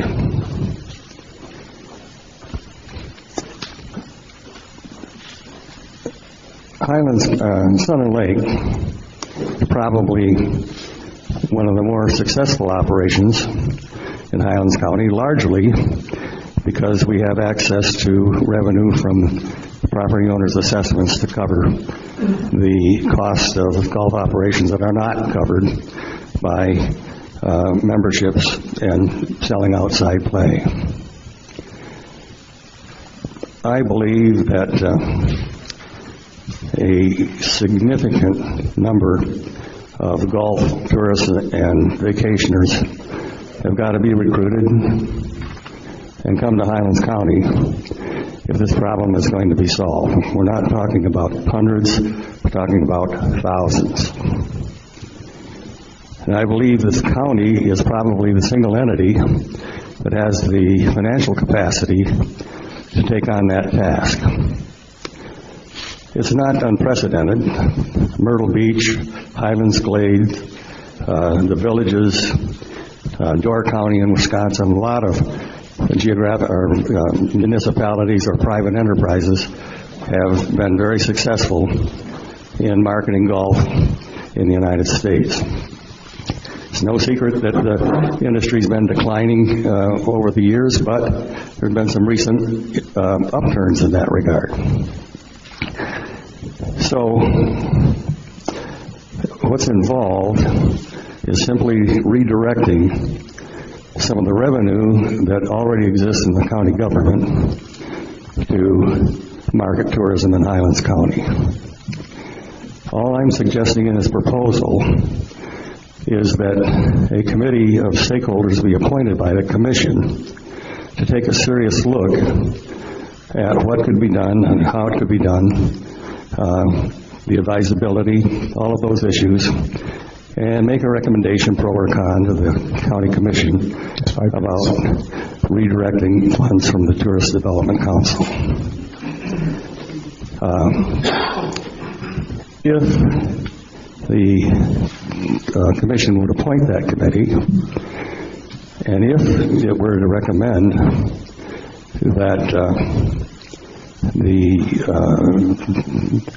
a professional marketing program be put in place to market golf tourism in the county, I believe Sun and Lake, it's a singular, would probably be one of the more prominent entities to benefit from that program, simply because our golf operations are in better condition than most. And so what it boils down to is that I've been shopping this proposal around to influential people in the county. I've already had some significant support from influential people, and I'm requesting that Sun and Lake endorse this proposal. To me, it's like this. If it were to work, in other words, if the committee were to support the proposal to the county commission, that we would benefit quite a bit from that proposal. There's essentially no upfront cost to Sun and Lake and a potential for a significant gain. And I don't see in my own mind why that shouldn't be attractive to Sun and Lake. And so I'm requesting that a formal endorsement be made by the board of Sun and Lake or by Tanya at your direction. Any kind of an endorsement would be okay, but an enthusiastic endorsement would be very helpful in bringing about action by the county commission to form this committee. Thank you, Mr. Wood. You've kind of exceeded your time. I've let you go, but Okay, I'm here to answer any questions if anybody has it. Yeah, this was not a scheduled discussion item, so if the board wants to discuss it, they may. But at this point, I don't know. Perhaps we can bring it up at the board-to-board. I'll bring it up at board to board. Yeah, we'll bring it up. I'll bring it up at board to board. Excuse me, I can't hear you. After public comments, we're going to have a board-to-board discussion. We'll discuss it at that point. Okay, thank you.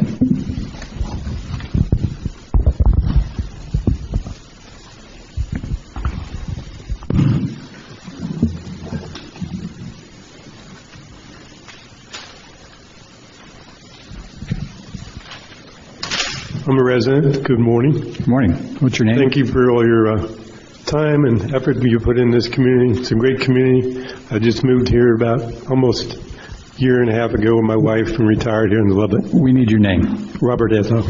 Live on Ponce de Leon. About a couple weeks ago, I put in a petition for you all to take a look at putting in a traffic bump or whatever you call it on my street after somebody hit my mailbox and caused damage to their vehicle and to my property. I got my neighbors, like my neighbor Dave in the cap over there, put a petition in for about 20 people to consider a speed bump put near my house to control the speed of the cars going up and down Ponce de Leon. As a former driver's education instructor up in Maryland, I'm very good at driving and analyzing traffic and so forth. There are 3 different speeds on Ponce de Leon. Going toward Granada, it's 15 miles an hour. Going toward the hospital, it's 30, then it goes down to 20. So it's kind of mixed signals for people. I don't know if you saw my petition, but somebody, the county or whoever it was, put up a clock to traffic that was put in to find out when people were coming both ways on Ponce de Leon what their speed was. I want to find out if you're going to take any other action, what kind of action, and invite any board member to come out to my house between 5 and 6 in the evening and 7 to 9 in the morning and see the traffic speeding. I witnessed somebody driving last night 40 miles an hour in the rain. We have children at traffic bus stops, elderly people that have to cross the street to get their mail. There's going to be an accident sometime. Somebody might get injured. I hope not. And I just want to get the feedback from you all today, please. I'm not sure we have the feedback today. I know it was us that put out the meter to monitor, and I haven't seen the report on that yet. Right. For 1 week it's been out there. Use your mic. Oh, I'm sorry. It was out there for 1 week. We met with I took my engineer out there, Drew, and because it's a 3-way area, he felt... Can I speak to that? Yeah, go ahead, Tanya. Real quick, I'm sorry. Our engineer reviewed the area of the request, and due to the proximity of the 3-way stop sign along with the curve there at the end of Ponce, your house is between the 3-way stop sign and the curve that the 90-degree turn. We are not recommending a speed bump at that area. Our engineer has not recommended that along with the district. So that is the status of your request. But we have put in a speed device there to monitor the speed, and we also have talked about putting in some striping on the road itself Right, I mean, that's, go ahead and speak to that. Put more striping. We also want to put more speed signs, like you said. There's 3 different speed limits, and that's where it kind of gets a little dicey. But because of the short distance, we felt putting a speed bump would hurt the area.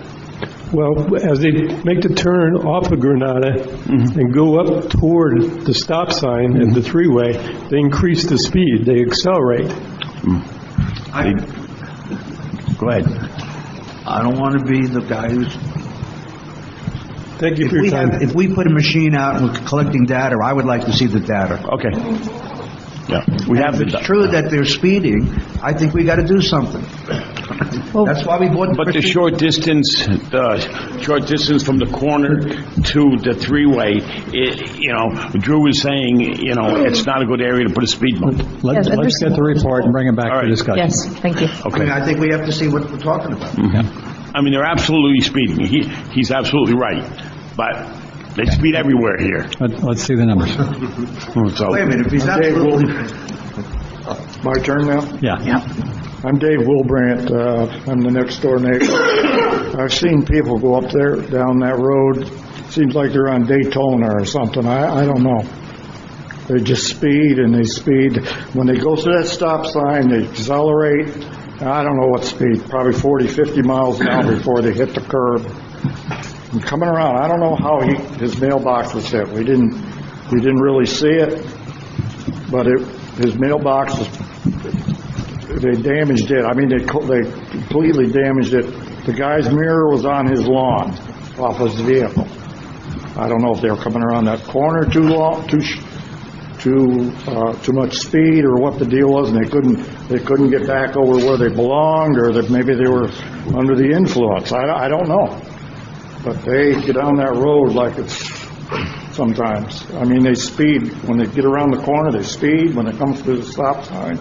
Because yesterday, like Robert was saying, somebody went through there 40, 50 miles an hour after they went through the stop sign. And they never make that corner at that speed. That's what I... So... We also notified the sheriff about the area also, and, and they're going over there, but... Okay. What can I tell you? Forrest Bowling, resident over here on Edgewater Drive. I kind of dropped the ball last fall when someone had talked about the new speed bumps, and I had started a petition to put speed bumps here on Edgewater Drive. Unfortunately, before the season got over with, everybody was gone, and I only got like 19 signatures. And I was under the impression you've got to have quite a few more than that to enter petition for speed bumps, but in essence, as I think you had just said, you're saying that people speed all over the place here, then would it not make sense to add more speed bumps, even for places that haven't requested them, just because of the fact that it will slow people down? And if you're having the problem all over the place, then put them in. People should be able to feel safe enough to go around here. We've got the dog park. People are parking out on the street to unload their dogs and everything else. People come around the corner there on Edgewood. They're screaming their tires, and big pickups coming down the street, and they're doing 50 miles an hour by the time they get down here. It's got to stop. We are looking at Edgewater, are we not? We've already looked at Edgewater, and we are suggesting to put speed bumps there, yes. And you're going to put one or two? Two. Great. Thank you very much. We got, I won't worry about the petition. there was a survey done, and What was the answer? Mike can correct me, but I think there's 58% of the people on Edgewater are speeding. Right. So we're aware of that. So. Okay. Yeah. So they are going to do it then? Yeah. Okay, thank you.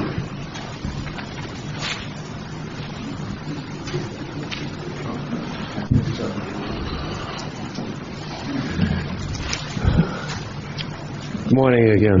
Bill Norcross, resident. I certainly agree with those people here that were telling me about their mailboxes getting demolished. I agree with you people. The speed is a big factor here. This comment would probably have been more appropriate at the consent agenda because it refers to Honeck's visit at the last meeting. And I have a question that, and kind of tying in with what Cliff Woods says about marketing and that sort of thing like that. Just basic marketing 101 is if you've got a builder, say in Unit 12, he's going to build a lot of houses, wouldn't it make some kind of sense to try to work with a builder as a subtle program, making sure that the residents that come in, when he advertises, that the different amenities we have here, like golf and the other recreational type of things. I know years ago we were going to do something like that to work with the builders, but that, that went down the tubes. So my question right now is, wouldn't that be a good idea, or would you have any suggestions?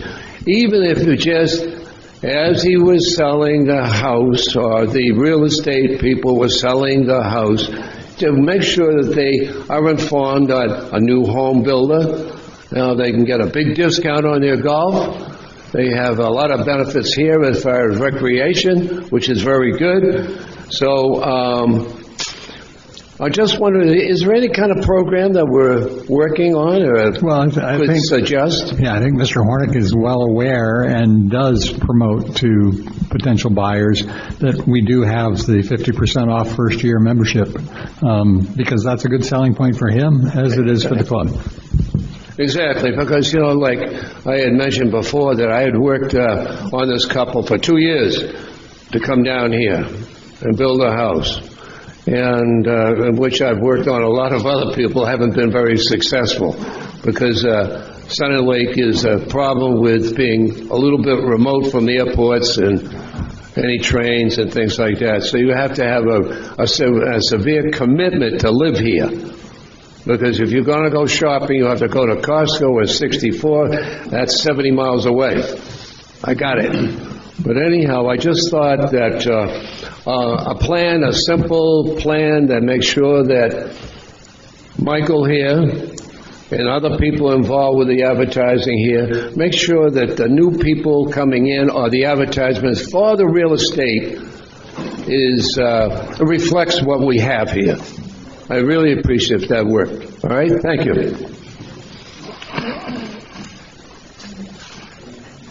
Robert Edlow again. One thing I want to add, I enjoy very much. I'm not a golfer, but I enjoy golf. I can't golf because of injuries to my back and neck and car accidents and injuries, not fault of my own. But I've been one of the top salesmen in the travel and the hotel industry in my life. And I worked at Turf Valley Hotel and Country Club to increase the membership. And I'd be happy to volunteer if anybody would like to have me help them out to increase the capacity at the club for golfing and dining. I've done that very successfully with Sheraton, Hilton Hotels, and American Express and other companies throughout the United States. Okay, thank you. Thank you.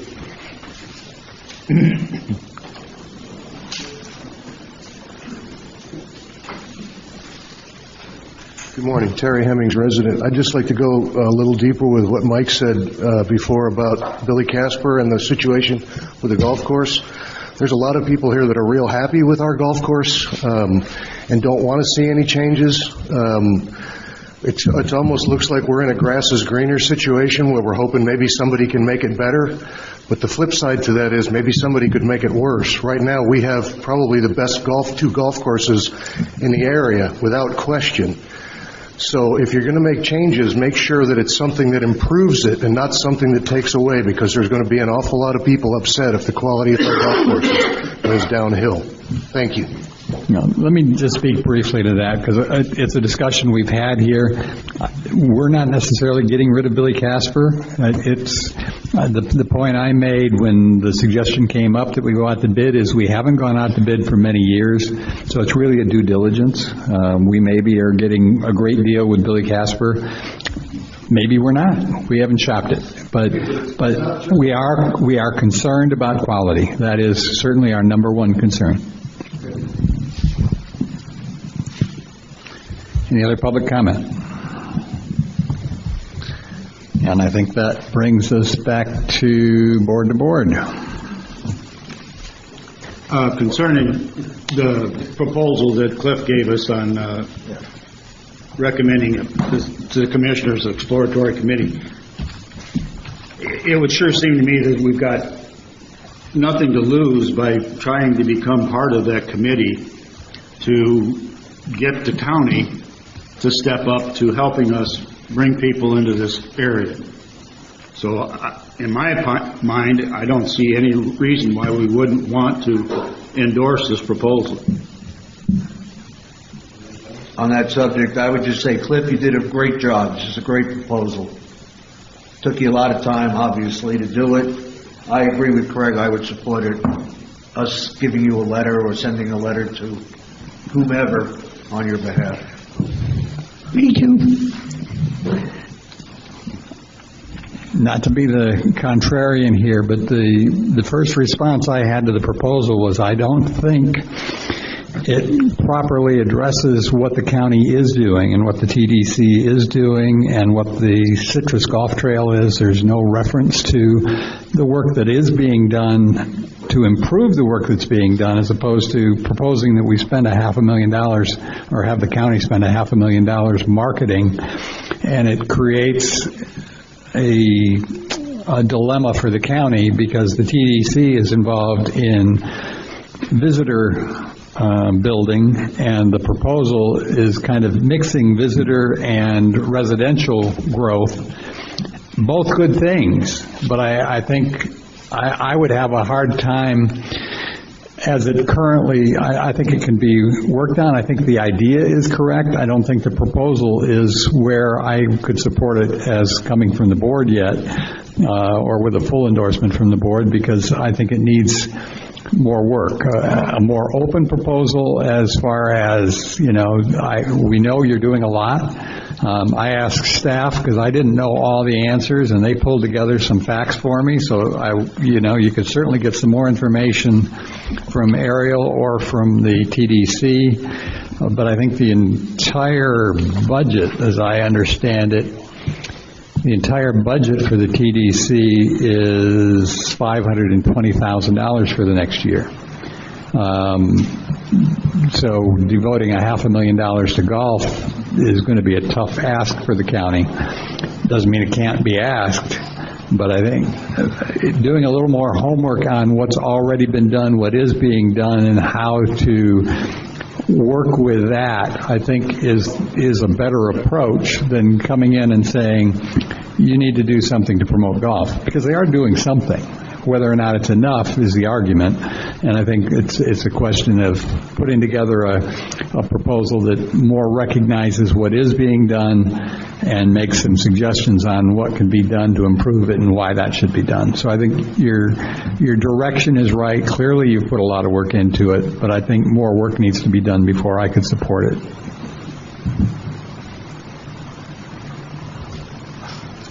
I agree. I think it's well done. There's a wealth of information here that some of which is new to most of us.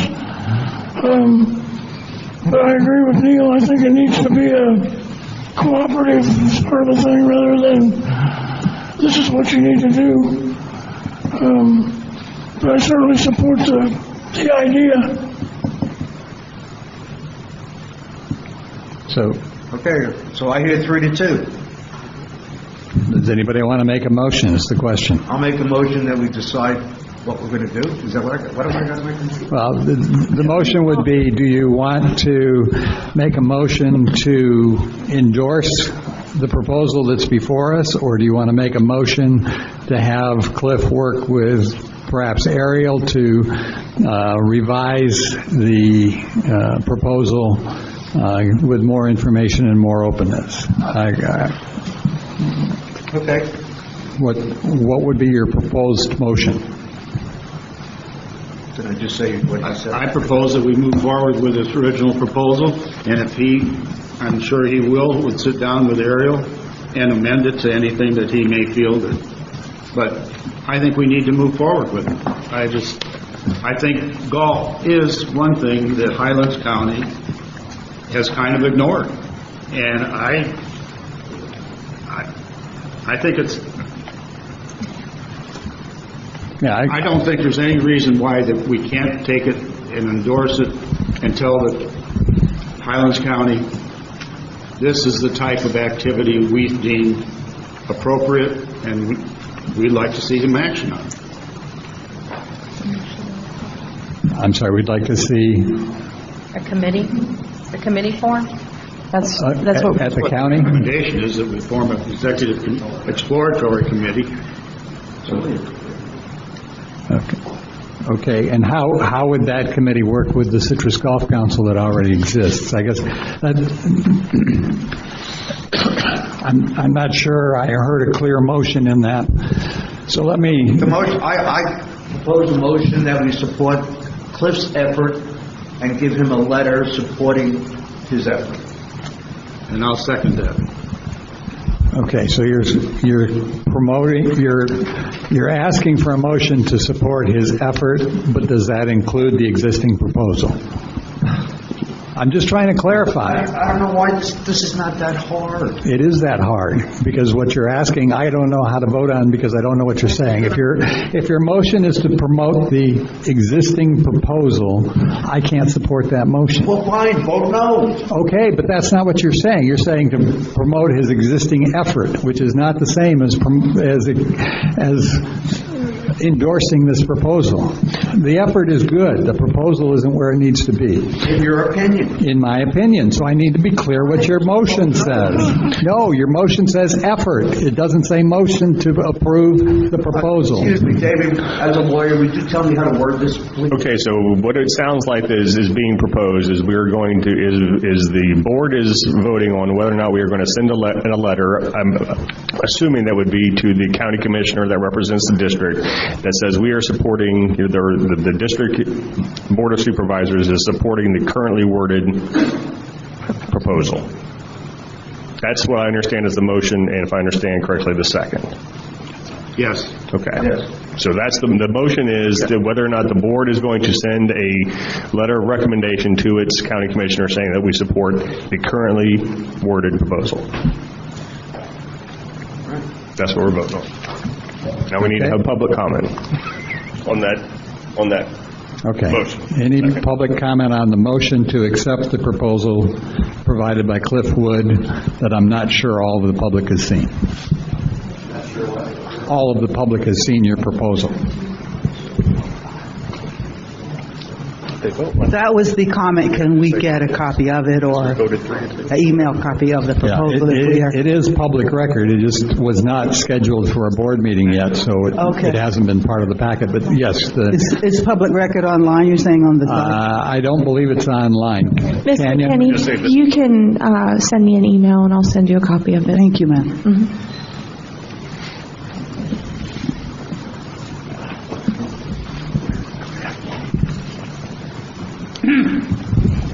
Cliff Wood, resident.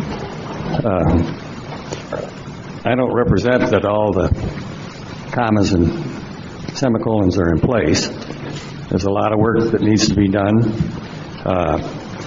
There's a lot of information that I haven't been able to obtain on many of these issues. But I think we need to consider that the first step in this is to simply form a committee of stakeholders to take a serious look at the opportunity that would be available from redirecting funds from the TDC to make a dramatic increase in marketing tourism for Sun and Lake. I don't have a problem with the Citrus Golf Trail except the scale and scope of the program. The TDC is spending money on things like a bass fishing tournament, a bicycle race, a marathon, chili cook-offs. Those are all nice, but the people that are footing the bill, by and large, that create the funds for the TDC are the hotel and motel operators and the tax on their rooms. The first question I think that the TDC should be asking is, when they're thinking about creating programs, is whether or not they're going to generate a significant number of extended stays in the county and a significant amount of money to be spent within the county during that stay. That's the issue that I think has to be addressed by this committee, and whether the existing operations of the TDC meet those criteria, and whether the funds that are available would be better spent on promoting golf tourism. I don't propose that I'm making that decision myself. I would hope to participate in the process of that committee, but all I'm asking for is endorsement of the concept of the county commission forming that committee to take a serious look at all the questions that are involved in redirecting those funds. And again, I understand the concept, but I can't support the proposal in its current form, but we'll take a vote. You can't support a proposal to form a committee to look at the issue? The way the current proposal is written is difficult for me to support because it doesn't recognize what is being done and reads as if we're asking for something completely new. And I just think it needs a different approach, but I maybe just one vote. Any other public comment? Bill Norcross, resident again. You know, you sit out here in the audience, and even though Chrissy's giving you an earphone with the enhanced, but I would get better reception on a crystal radio. I'm telling you right now, I don't know if you people out there can hear what these people are talking about, but I can't. It's muffled, it's down, it's too much bass, it's not clear. People do not speak into the microphone like they should. And Mr. Woods has been up here many, many times, and he suggested on a marketing plan, which I fully support, and I think a lot of people out do. Anything to enhance the area here, that's okay, fine. But to sit in these meetings time after time after time and cannot hear what is going on is very frustrating because I get a little bit of what is really going on. So I really appreciate you. Do something about it, or I am going to call the American Disabilities Act. I'm going to find out what is going on because this is a public meeting. I'm serious about this. I'm really getting ticked. We like to be able to hear what's going on. And I really appreciate any thought about improving it. Thank you, and I support Mr. Woods about his idea. Thank you. Okay. Any further public comment? Any further board discussion? Chrissy, call the question. Supervisor Herrick? Yes. Supervisor Gilpin? Yes. Supervisor Brooks? Yes. Supervisor Branson? Yes. President Hotelli? No. Okay, the motion carries. Any further board-to-board issues? Yeah, I got a couple of questions. Somebody had asked me, this is for Ariel, is it true that if you belong to the racket club and you go to the racket club, you can't bring an outsider? If you are a member of the racket club, you're asking, can you bring someone in at no cost? Yeah. Well, can you bring somebody in? It's not. I don't think it's listed anymore. No, did we do away with the day passes? Somebody said they were told they could not bring a guest in. So it's a membership only. You have to be a member to go in, and I do believe that we took out the day passes. So, I mean, maybe we made a mistake. So we're saying that a member can't invite a guest to play racquetball or tennis or... Correct. If the guest is not a member, and if we have no day pass, then no, they would be going in with no membership. So I would then suggest that we made a boo-boo. Okay. Because I know somebody came up to me, and I forget who they were trying to get in to play racquetball, and they were told no, and they were a member. I don't think that's such a good idea. We might have made a mistake. Why did we take out the day pass? Yeah, one of the things that we had discussed internally as staff is the possibility is if we went away with the day passes and we wanted to, the board decided that it was something that we could explore, that maybe if you were a member, you get like X amount of day passes that you are able to bring a guest. The biggest thing that we have to make sure on our end is that they are either paid or there's some sort of check system, because if they just go in, because that's not a manned facility, there's not a staff person there, we will not have a signed liability waiver on file for that person unless they go to the recreation center and do that there. So that is the biggest piece of that.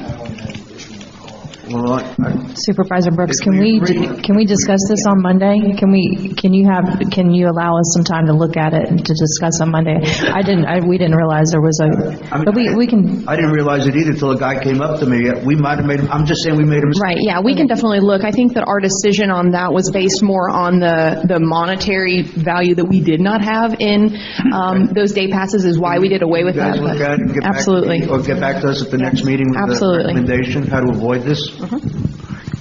Just for my 2 cents, I wouldn't mind if they play, they get a day pass, but if they're going to play, they should pay something. Okay. You know, The other thing is, I've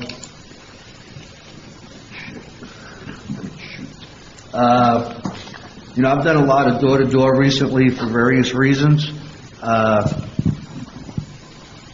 The biggest, we used to, once upon a time, Omar, we came out with a chart that said how the assessment money was broken down by category.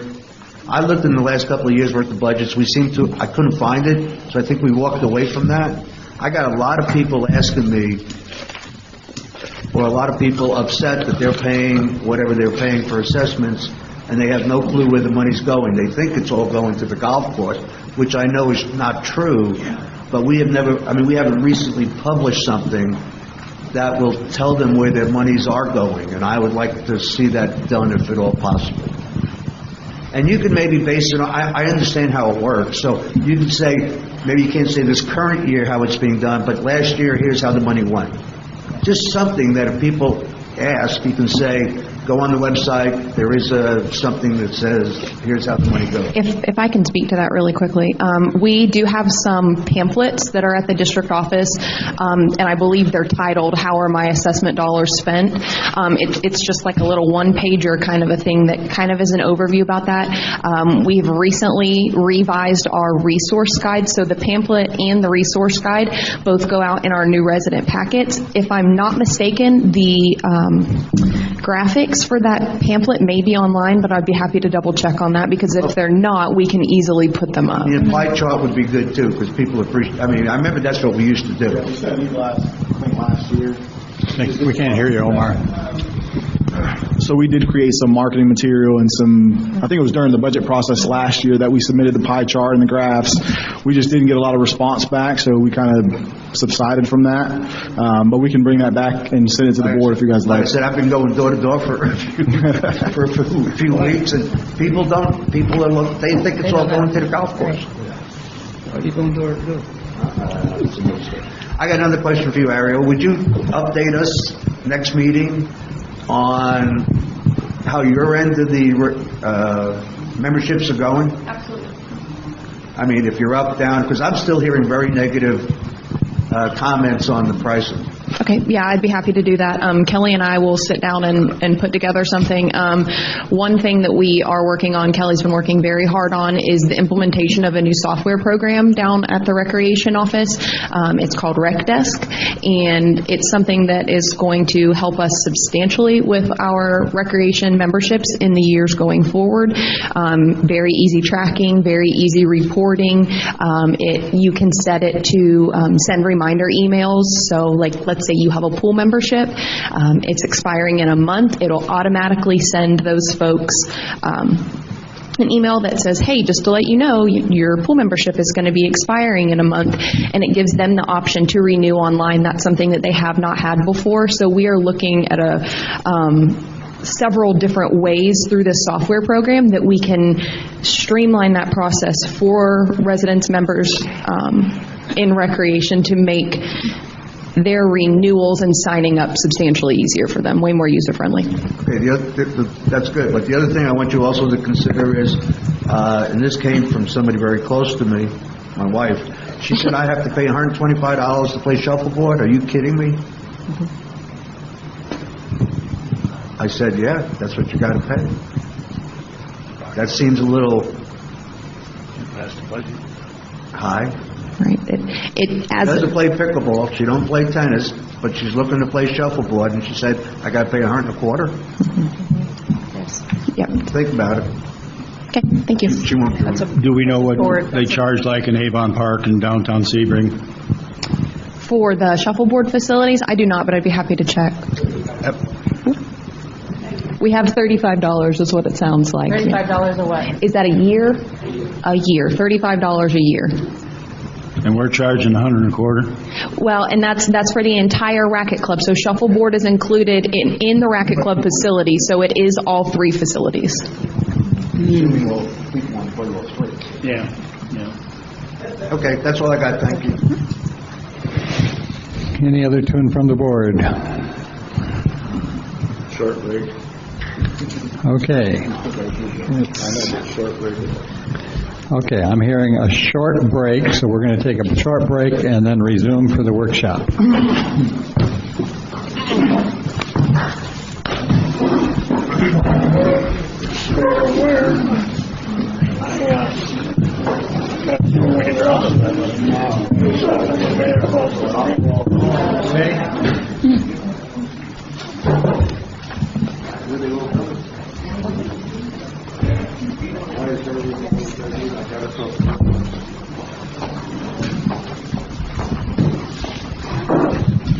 Okay. And our last board member seated, and Ariel, are you going to walk us through the workshop, or Tanya? Quick introduction. Okay. I would like to introduce Mr. Bruce Hall. He's the principal landscape architect for SM&E, and he has been hired to perform our recreation master plan. So he's going to start the workshop for us today. Okay.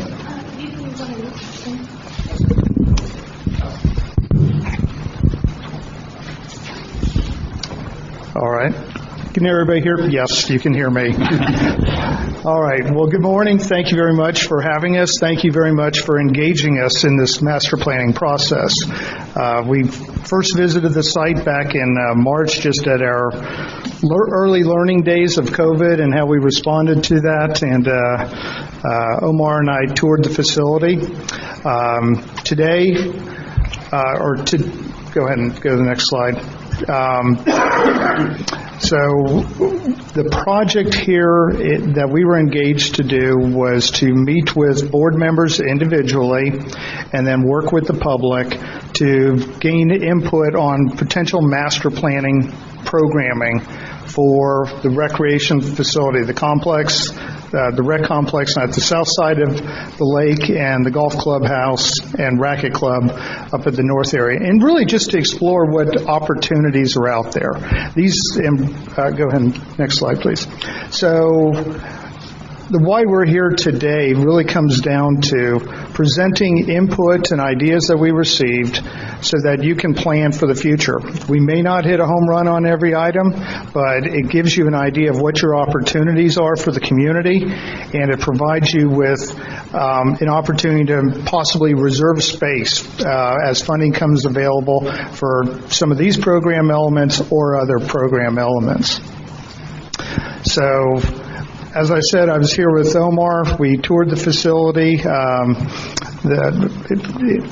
back in March, saw the rec center, saw the newly opened dog park at that time, and also the racket facility.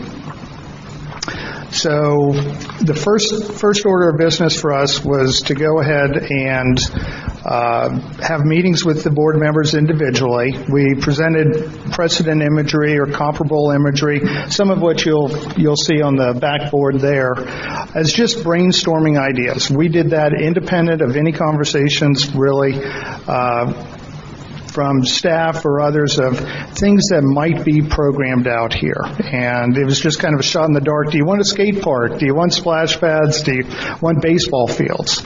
And so we sat down with each of the board members through the course of one day, and the slide up here indicates some of the elements that we heard from the board members. The size of the pool may not be appropriate for the number of residents that are either in the community or may be there at one point in time, and that actually comes down to a potential code issue too. In all-day aquatics, I'll watch how I throw my hand around. An all-day aquatics experience, so that could be, as the next bullet indicates, an aerobics and a lap pool. It could be pool slides. It could be splash pads. It could be any element where you're welcome to come out here, and you just spend the entire day as a family or with friends. Specifically, we heard no diving well. We had the splash pad, again, touching on the kids' amenity, slides, even a lazy river. I've actually seen examples where lazy rivers have also functioned as the exercise and aerobics component that you might have included in a lap pool configuration. Again, enlarge the pool area. A lot was focused on the pool in the discussion. Another, getting into a little bit of the concessions and was the ice cream sales, increase the pavilion size so that it can accommodate weddings. And then also on the swimming facility again, there was input regarding a comparable. Lakewood National, I wasn't familiar with it at the time. I looked it up, and I think we've kind of picked up a lot of the dynamics and program elements that on our master plan that are found there. But it is a complete all-in-one facility with splash pad, aerobics, laps, slides, lazy river. It is a complete one-day experience. There's talked about having interesting rockscape working into the pool facility, and then a tiki bar with light food and drinks for adults, possibly encouraging them to have a sense of relief from the kids that are on the splash pad and the slide area. So again, an all-day experience. Other elements that we heard about on the playground was that it needed to be updated, but we also heard that there was, because of demographics, it may not be used as much as it could be. The basketball court in particular, when I toured, it was being used, but schools were out of session at that time due to the pandemic. But there was comment about it not being used quite a bit. The racket facility, one of the comments there really was just to add a check-in facility as part of the restroom area there, and that would end up being a staffed element then, possibly. Back here in the community center, wanted to expand the drop-off area. That's kind of up in the northeast quadrant here, just really at the pool entrance. And again, overall parking expansion, have a weight room, and really to just have the best amenities possible. A members room, and then even a 19th hole. So maybe the 19th hole plays off of the tiki bar. We also heard additional programming elements for a wedding venue, and that could be located up at the clubhouse, so you have a good reception center there. We saw the island as an opportunity also for a wedding venue, a little bit more private there and out of the way. There was input regarding a bridal room in the clubhouse and accommodations for that. And then, again, a playoff of catering. And catering can really occur then anyway, either at the island or it could end up, clubhouse or the community center as well. We talked about a soccer and multi-purpose field as a component. One of the plays on that is that it could also be used, and we were kind of thinking about the big lawn area over here to the west that's frequently poorly drained, so that would be a correction item. But it becomes an area where residents can go and have pickup games. You could have small concerts and events out on that if you wanted to, or you just use it for overflow parking if there's a major event. And then another key element that we had was a walkway or promenade all the way around the perimeter of the lake. That might be a 12 or 14 foot wide walking path of concrete or asphalt. It could include shaded benches and swing trellises. Again, walking track. We actually came up with a calculation where we're pretty close to about a mile loop that we can create using that. Lighting was important to it. And then all uses, if you put event power out there, it becomes a really good festival walking experience. So it could be for art shows or food fairs or wine and cheese events. Then, let's see. And I guess go back. There you go. And really, some other items that we did here that we've touched upon was the inclusion of maybe paddle boats operating out on the lake, bocce ball at the clubhouse, a chipping course around the lake, which could also be a putting course with synthetic or a natural turf area. Obviously, on the natural turf side, we have experienced people out here who know how to operate that facility.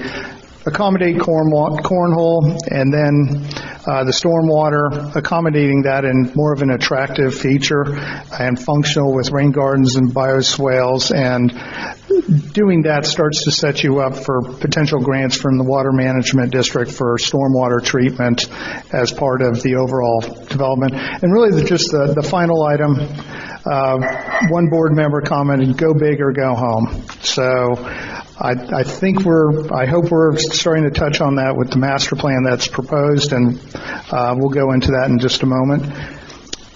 We also had this survey that was done by the district, and this is pretty much kind of a summary right here where it talks about please check the recreational facilities below. You may be interested in adding, expanding, or enhancing. So this focuses directly on really the programming, and highest of the responses focused on the walkway around the perimeter lake, and that had lighting as a component, updating the fitness center, regulation putting course, the aquatics facility, paddle boats out on Lake Renata, and then the multi-purpose field. And after multi-purpose field, which is at 25%, we start to get down to a response that's quite a bit lower with the community center, bocce ball, family picnic pavilions, the playground, and it really just takes us all the way down. Additional tennis courts. I know we've just added the shuffleboard out there. Additional tennis courts actually ranked down at about a 3% of the respondents. There was a total of 298 respondents to the district survey. So this kind of summarizes once again what we saw. The most visited facilities in the past 12 months were the restaurant, the Island View restaurant, the golf courses, the pool, the community center, fitness center, playground, racquetball, and the dog park. On a monthly basis, the pool ranks the highest, then the fitness center, the racket club, community center, playground, basketball, and the dog park.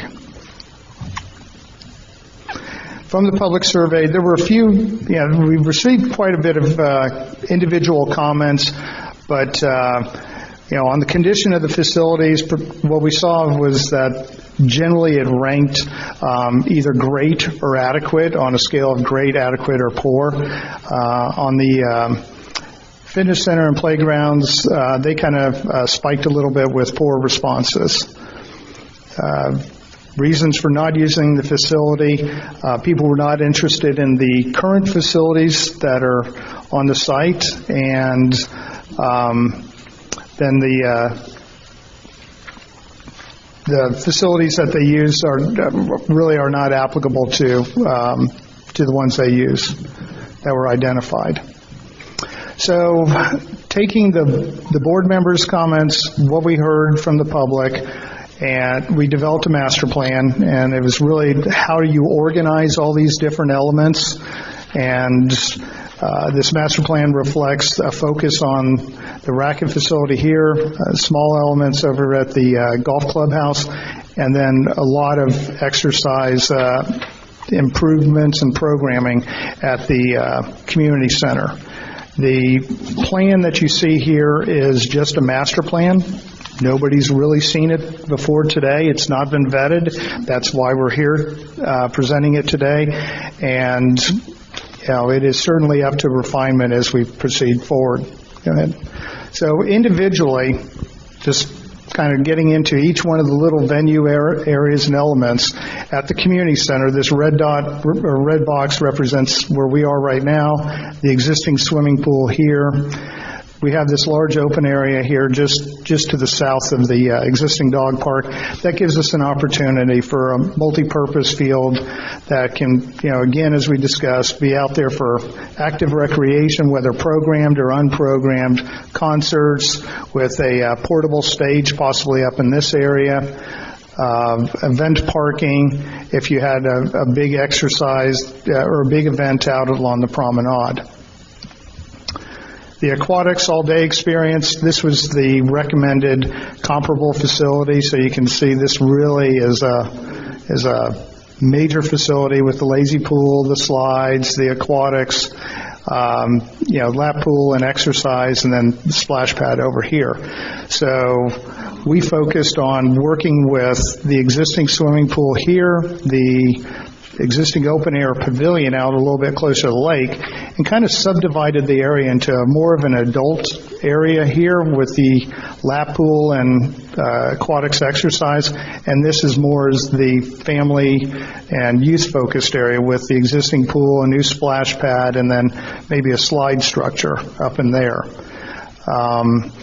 We're looking to create an environment where this is all within a secured space, and then we have a central promenade that would allow you to go out towards the edge of the lake, utilize the existing open-air pavilion there, and this was where we introduced the tiki bar programming element with something that could be, as pictured up here on the right, shuttered at night, secured, tied down, but there would be opportunities for light food and drinks out there in that environment that would be more focused for the adults.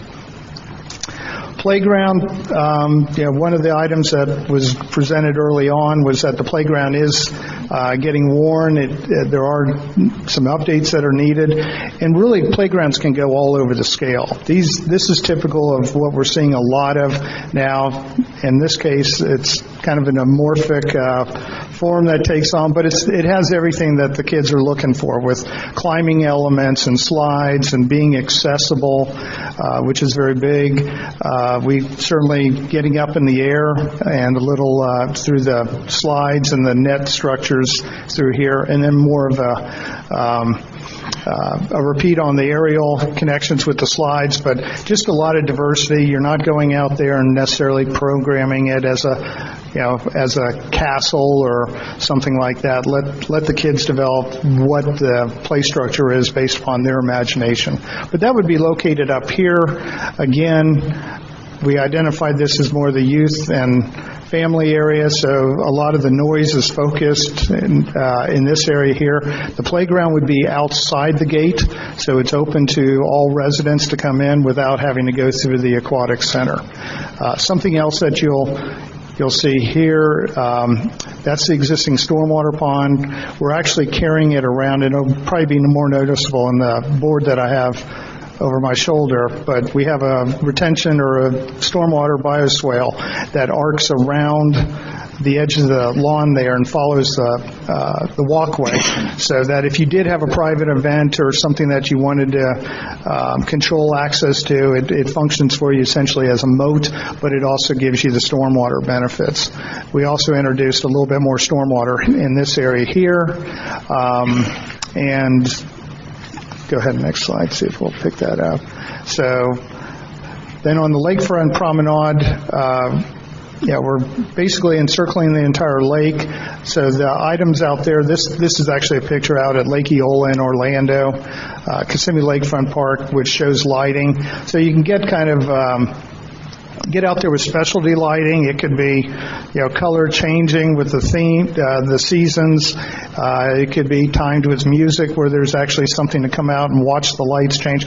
Or it's just simple, accent lighting like you see here. We talked about having art venues and events out along the promenade, shaded seating. In this case, we've got swing benches underneath the shade structure, and then the exercise path. There we go. The exercise area, that could be all concentrated in one area, or it could be spread out. So you're walking around the lake. One thought, if you did do it as a concentrated element, it's kind of nice to stick it over by the playground, and then folks that have brought kids out to the playground can also take advantage of the exercise.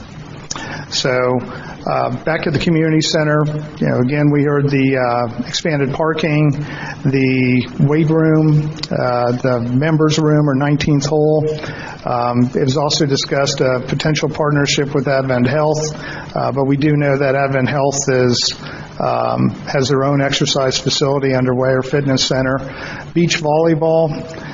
Beach volleyball is located right there underneath the existing basketball court. Having paddle boats out on the lake, and there we go. We've also expanded a little bit of the parking in this area here, another 20 spaces, and then I think there's about 20 not shown here out by the entrance off of Edgewater. So, just in this one sketch here, we're picking up about 40 parking spaces. Go ahead. Up at the clubhouse area, that was identified as an opportunity for bocce ball to be located. We are really hurting. Right over here, just south of the restrooms for the racket club, and then a putting course on the south side down here. Wedding venue right out here. The addition of the promenade provides us the opportunity to have a nice hardscape edge right by the lake at the event at the south side of the formal lawn of the clubhouse. You can put a structure out there, a permanent structure as pictured on the right, or it could just be a temporary one that the wedding coordinator and facility can provide, and is just brought out on an as-needed basis. Going back to the bocce ball, that can be as much or as little as you want. We're showing with the festoon lighting up there, it becomes much like the putting course, something that you could do in the evenings after dinner or after a round of golf, and just enjoy the evening. And again, going back to the putting course, there's all different levels. Top right is a pretty serious one. It's all natural turf, and it would be regulation 18. The middle one is Fantasia Golf out at Disney. Again, that's a mix of synthetic and natural turf. And then the bottom one there, a little bit tighter, a little bit less garden influenced, and more open and visible surface. Okay. Then at the racket facility, we did not hear a lot of programming for additional tennis courts or pickleball courts, but the thought was, what if there was a demand in the future? So this is really just identifying where those courts could get added to the facility. Also, one of the elements that we heard pretty loud and clear was getting shade out there. And so what we've looked at doing is maybe a shade pavilion up here, and there's the existing one here, and then between the pickleball courts and the tennis court, it's dead, having a linear shade structure like shown in the middle here, that would just provide a shaded environment that would, when you got to the west side over by the shuffleboard courts, would play off of the shade structures that are there. So we go back to the master plan. Again, we have the components. We have certainly key zones. Everything is implementable on a phased order based upon priorities, needs, budgets, and really just a final master plan that, in the end, enables you to think about the future, not paint yourself in the corner. We may look at moving the playground around. We may not do the playground. The playground may go over by the volleyball courts, but we certainly have room to be flexible with this and work to what your input is. This is the first time you're seeing this again, so we will be back. So that's our next steps. We will be back based upon input that we received today, and input that we receive up on the boards over here. We're going to do, wrapping this up, a red dot, green dot exercise, so the public and all of y'all can come by and put a red dot if you like it. I'm sorry, red dot if you don't like it, or a green dot on something that you like.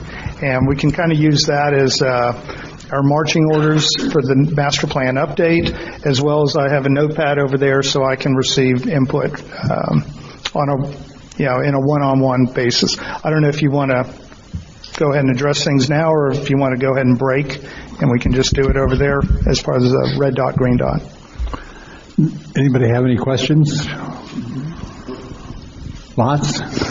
Can we get a copy of this proposal?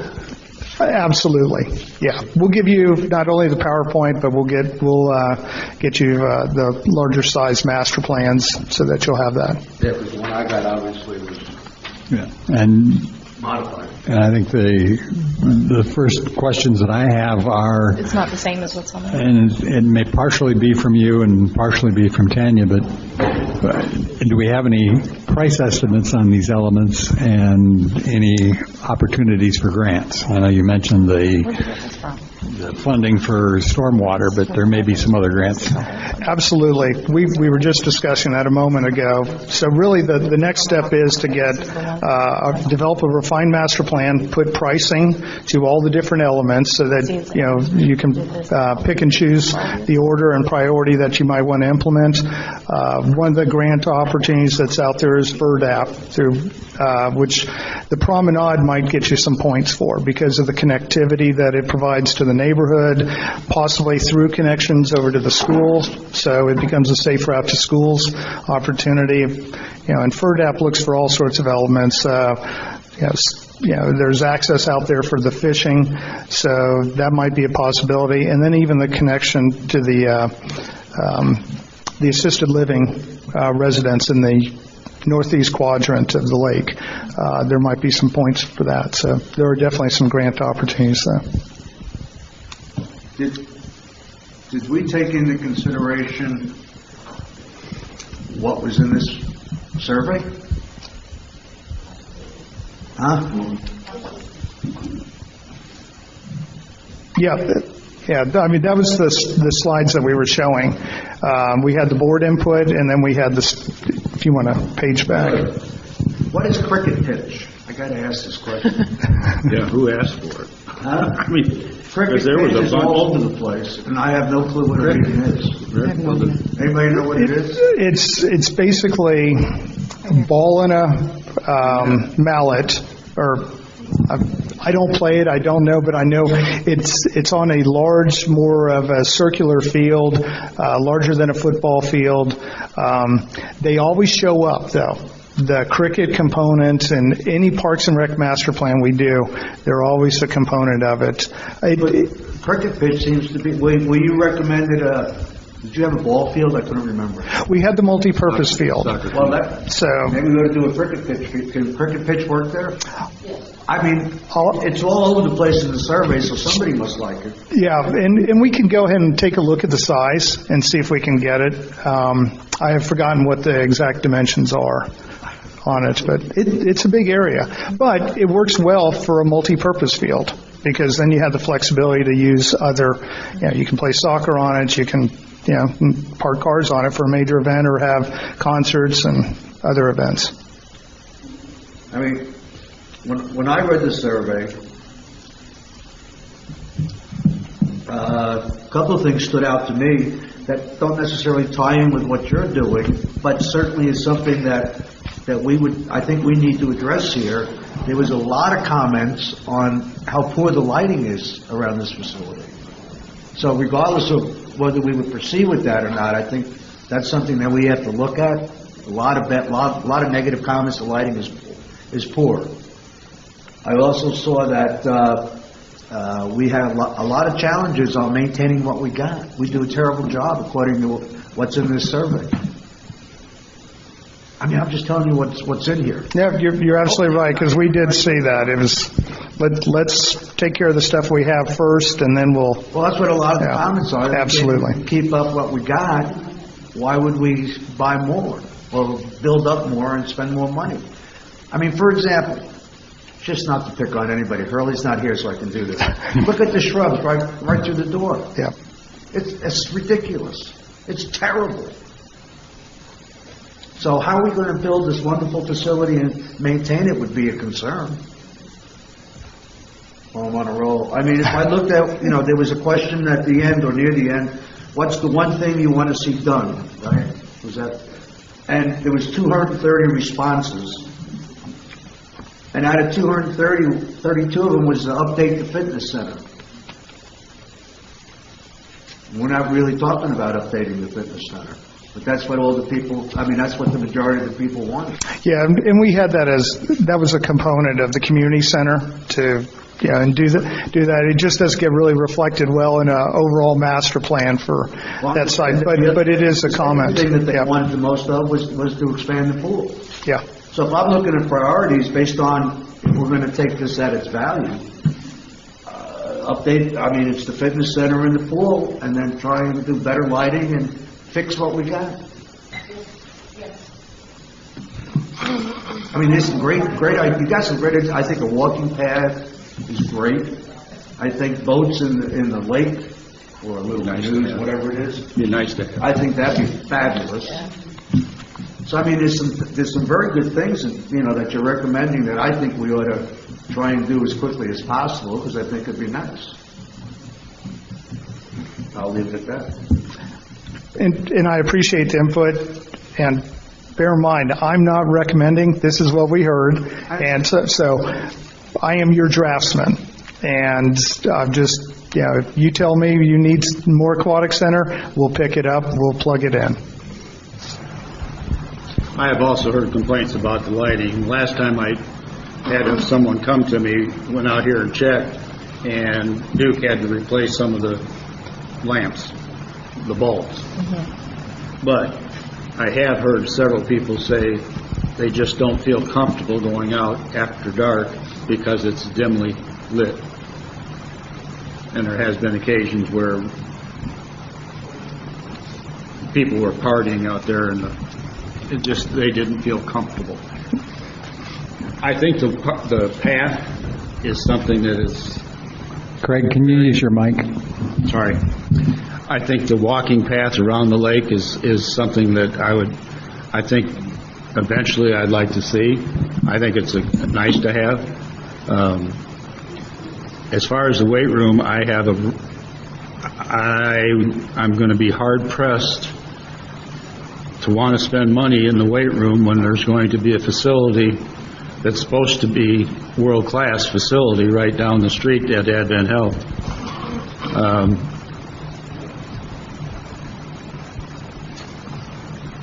As far as the conditions, I guess you'd have to look.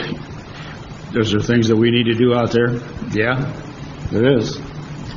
And if we're not taking care of this properly, it's hard to get it to do more. As far as a larger swimming pool, I could see where this could be, for an adult situation, would not be that desirable. Especially if there's a bunch of kids out there swimming around and playing at the same time. It's hard to do your aerobics when there's that kind of other activity out there. But having said that, I would have to, there's got to be some significant grant money, or I don't know where we come up with the kind of funds that it would take in order to do that. That's my 2 cents for now. And I concur on the fitness center, because I joined the fitness center and just never went there because it was so small and uncomfortable. I like the idea, and I'm not sure how we can incorporate it, but the idea of having some fitness things outdoors. It's frequently too warm to do anything outdoors here, but it's something. I think the crampedness of the current fitness center is a real weakness. So if we're going to do anything with the fitness center, I think we need to either make it much more friendly or, again, adapt to supporting what the hospital is doing. I guess my question to you, what do you want from us today? Besides the red and green dots? And what is the plan going forward as far as this recommendation goes? So the purpose of today was, to begin the conversation with the public. Obviously, we had to have individual meetings with each of the supervisors. This wasn't a conversation we could all have together unless we were in a public forum, in a workshop like we are. Bruce has condensed down for us the results of the survey that we had out for a month. I know that, I've kind of given updates on the progress of that. This is everyone's first glance at what this could look like, and as we've kind of discussed, this is really a wish list, right? A best case scenario. And as Bruce mentioned, this is not saying that we have to, will do, or are tied to doing every single thing that is on here. This is simply a long-term plan for the district that we may say, okay, we're ready to explore the possibility of adding or updating our playground. As you can see on this, that playground doesn't necessarily exist exactly where it is now.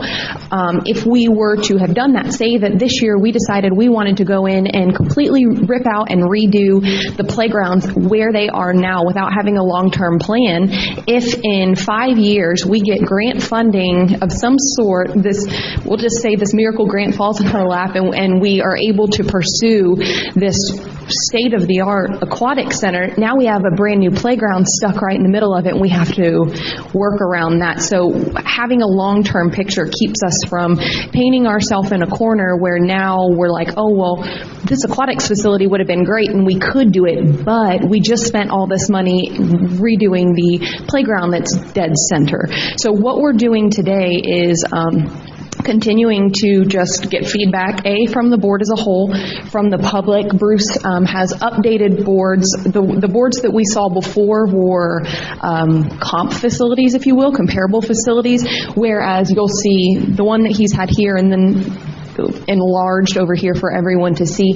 This is Sun and Lake. That is what this could look like here specifically, not in Lakeland, not something, in Haines City. That is our property, and that's what it could look like with these different pieces to the overall recreation puzzle. From here, the next steps would be that Bruce is going to take the information that we've gathered today, take the feedback we get on the boards, and there is a draft of the master plan that is going to be put together. The draft obviously will come to the board for review. We make changes to that, and then the next step would be to adopt a final master plan that we would work from there. So as Tanya and I have mentioned, we've met, or we've had a phone conversation with Guardian regarding grant funds that we may be eligible for, but we need to know what we're asking for. Securing a grant fund for a walking path is very different than securing a grant for an aquatics facility. So we need to know and prioritize what our goals are so that we know how to continue forward for the future. Okay, let's take 15 or 20 minutes for the board and the public to go do the red dot, green dot thing, and then come back and continue our discussion. That's fine. Thank you. Feel free to go up to the board and put dots on the board, folks. Okay, so what I'm handing out, I've got red dots and green dots. You have 5 of each. So as you go the board all the way to your far right, you're going to see individual pictures, and if you can just place your dots, green means, yeah, I think that's kind of cool, and red's like, not so much, I'd rather pass. Well, I think, see, there would be things like, I know we don't, Birmingham, the swimming complex is too much. We don't need to have, I don't think we need a slide or whatever, but how do we convey that to them? I like the idea of additional swimming pool, or bigger, but I don't think that's an overkill with the slide. It's nice to have the plan, but... Well, I think they're right in we need a plan.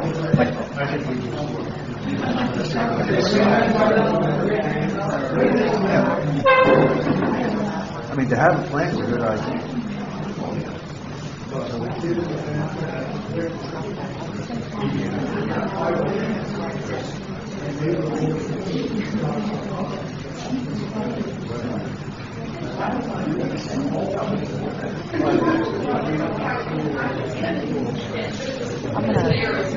call Mike really quick and see if I got an eye doctor.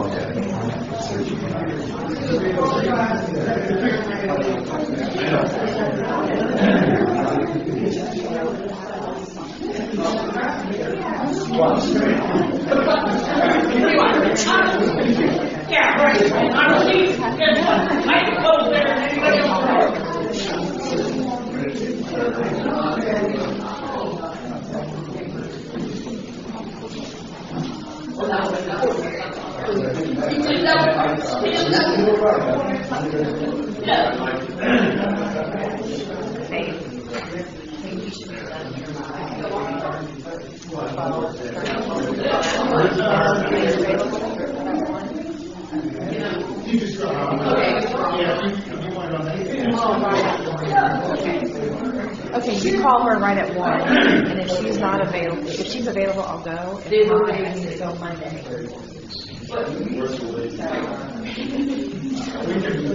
Okay, tell me. Huh? Yes,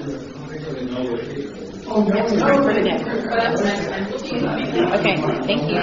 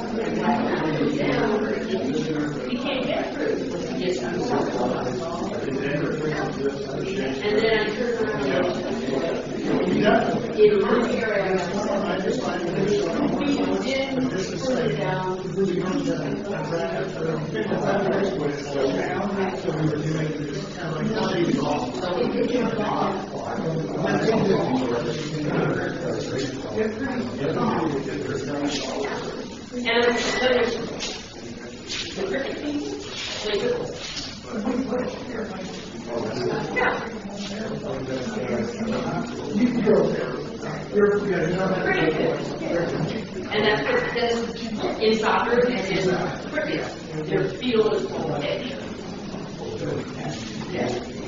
Their field is big. So get out on Sunday afternoon about 1 o'clock and head over here and they'll play. Well, they play every afternoon. The only thing they need is a rectangle pitch area to be grass-proof. That's all they need.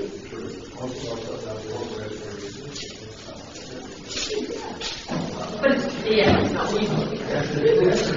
So that's all they need. Yeah. Oh, yeah.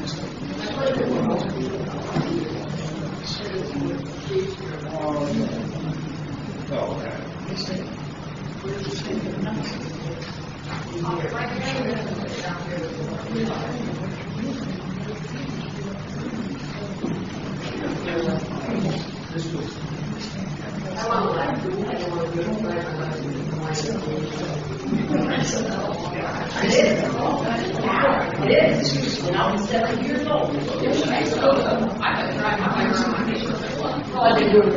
Okay, well, that ain't no. That's a long time. That takes a long time.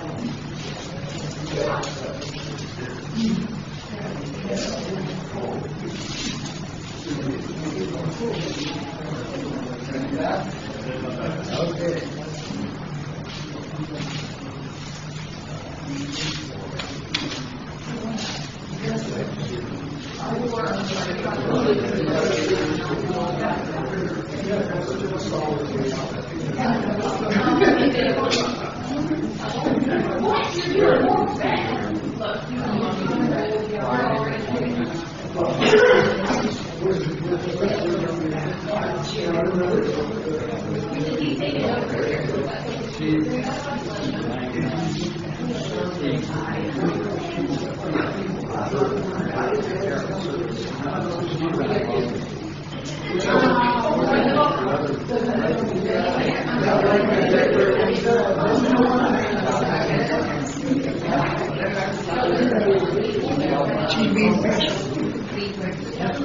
Good job,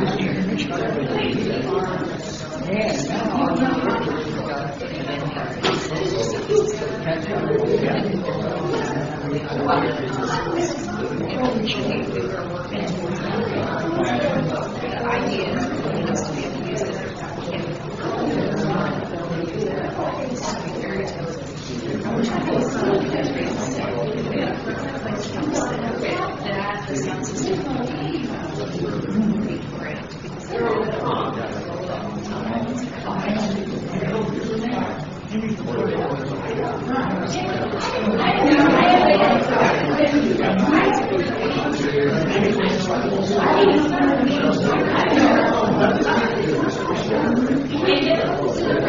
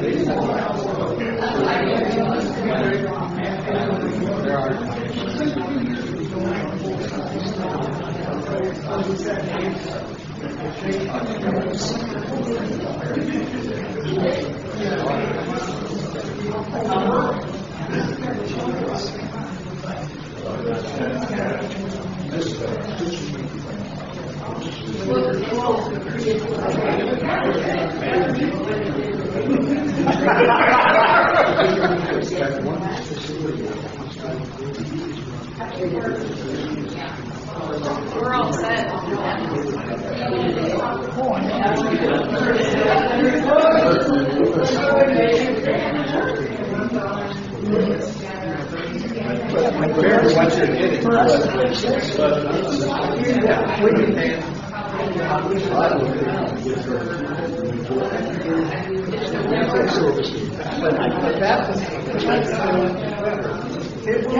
No question about it. But now,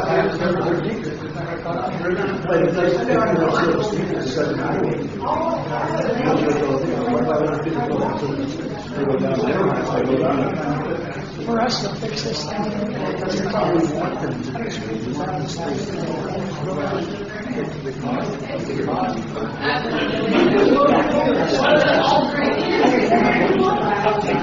Did you know what the cost would be?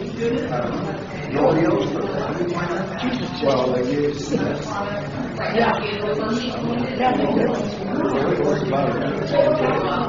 Oh, that, oh, you believe that? I didn't. Oh, that's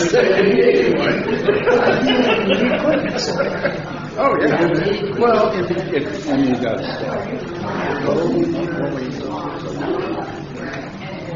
what do you want to say? I want it to be available for them to pay 360. I don't want to pay.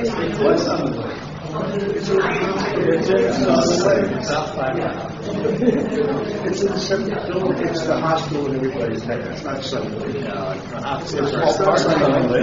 got to drive down something like You're looking at 4 to 1. I'm used to it. I can handle it. The survey said it was necessary. I didn't know the survey 30 people. And half of them wanted better fitness. It's not my fault they voted. I didn't know they said that. I didn't go around telling them to do it. If they want to help pay for times, you guys need to what? I think we're dotted out, so let's bring it back for whatever summary we can do on this workshop. No.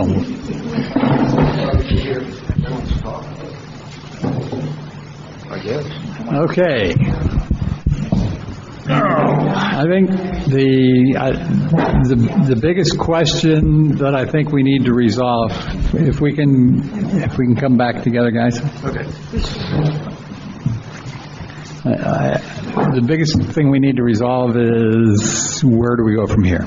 And I think what I'm hearing is we need to kind of define, do we like the overall? Because if what we're saying is we're not voting on doing necessarily anything right now, but we're looking at the master plan. Is the master plan what we want, or do we want to make adjustments to it? Is the pool facility too big? Is the walkway something that we want, or is it the whatever? So I think those are the kind of things that we need resolution. I'm sorry we don't have more people at the workshop, but I'm going to open it up for anybody from the public that wants to come and share their thoughts on this. Any public comment on the project that's before us? Yeah, please come forward.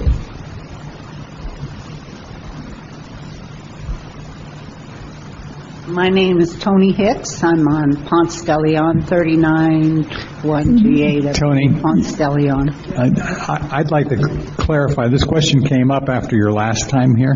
Your last name is? Hicks. Hicks? Yes. Okay. Just like it sounds. Thank you. We've been here almost 4 years. I have a life beyond what's going on in this room. I didn't move here to be wiped out of any extra income that we have because we're seniors.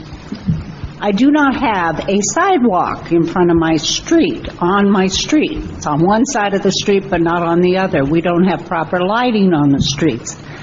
You guys are thinking of spending billions of dollars by the time you're done of my tax money and my association money. You have 2 putting courses and you want a 3rd. How much revenue do you get from your putting courses that you feel necessary to have a 3rd? Just to clarify, we have 2 golf courses, which are different than putting courses. Putting courses is just a little ground area. Green belt. Well, the question still stands. Yeah, I understood. Yep. Do you charge a fee for the putting course that you have? We don't have a putting course currently. We have 2 golf courses. We have 2 golf courses. We don't have a putting golf courses. We don't have a putting course. So are you going to change one of the a hole or 2 to put in a putting course, or are you just going to take some of the property and put a whole new putting course there? Number one, I don't know that we're going to put a putting course, but the concept of the putting course was somewhere in the existing facility that we have. Okay. So, obviously you have some money that's sitting around and you need to... I wouldn't say that's obvious. Well, these are big budget items, and I come out of California, Southern California. We have all the things that Orlando has in Southern California. I only have lived here 4 years, my sister-in-law 30. I understand there were 2 skating rinks here that people didn't use in Sebring. They closed up. I understand there was more than 1 bowling alley. People didn't use it. They closed up. We have a mall that isn't bringing in revenue. We have a car facility, what do you call it, race car thing? They wouldn't even let us in last weekend when we wanted to show it off to people. So what are you talking about? I came to this community because it was a senior community. Everybody has grandchildren, great-grandchildren, I'm sure, and they're all old enough to use facilities, but are you just waiting for us old people to die off and give it to our kids and grandkids? I mean, have we changed things in the last 3 or 4 years that it's no longer a senior community? This was never a senior community. Certainly we have our share of seniors, but it is a multi-age community. Okay, so that's what you're putting all this in for, is the little babies and the little kids, and the heck with the seniors and what they want, their quality of life? No, that's not at all what I'm saying. Well, explain it to me. Am I just stupid? Well, number one, we haven't agreed to put in anything yet. We're looking at a long-term plan, and we have a multi-age facility and always have had a multi-age facility, and we're trying to make sure that we have a community that meets the needs of the community. And you don't feel you have that now? Clearly, we are hearing from people that they would like to see some things differently. How many people are you hearing from that? I mean, it'd be great to be free, but I mean, even the pool, I pay this association fee and I have to pay an extra amount to get and use the pool. I have to pay an extra amount to use the golf course. I have to pay an extra amount for almost everything. I guess if I had a dog, I'd have to pay an extra amount for him to be using the dog park. I don't know. But anything extra you put in, it's going to cost the people, the residents that live here. I mean, that goes without saying. It's not just for the out public. my concept of Sebring, I moved to Sebring, the city, the community, the district. I didn't move to Sebring just to be, I don't know. I mean, are you trying to be Sebring now? Is Sun and Lakes going to be the new name of the Sebring area? But what's the whole point of all of this? Am I just, is your 10-year plan to change the name of Sebring? No, we are a community in the Sebring area that... Community, but that's just like Tanglewood. Well, or any Tanglewood is actually part of Sun and Lake. Oh, it is? Yes. But we can't use their pools? Correct. Even though it's just a half a block away? Correct. Interesting. So they're paying the association fees as well? Correct. Interesting. I have a lot to think about. I find the whole thing just bizarre, just absolutely bizarre. You don't have enough money and you want to make improvements, but you don't want to improve what exists. And I find that just out of budget. You've got a budget and you should stay in your budget and quit wanting to spend way more money, just improve on what you have. You have a putting course, improve on it. Throw some dirt on top of it and some more grass and change it up. Okay, let me help clarify. We do have a lot to maintain. We spend a lot of money maintaining it, and we'll continue to spend a lot of money maintaining it. Can we do better? Yeah, we probably can. It would be nice. It would be nice if I'd have known about this meeting before going out to do some gardening in the front yard. I mean, why not pay somebody to walk around and knock on doors and ask people? I mean, you want to pay people to come in here and build things. Why not pay people to knock on doors for the people that actually own property? Well, what we're doing with this workshop is looking at some advanced planning for long-term for this area. 5 years, that's an awful long time. It could easily be much more than 5 years. We're just looking at what improvements should we be looking at as a board, and then functioning as what are we going to do immediately or not immediately. And wouldn't you like to have more homeowners than the 5 or 6 Yes, I would. Here? I'd like to have more people completing the survey. I don't have email. I'm not a computer person. And you don't take the newspaper.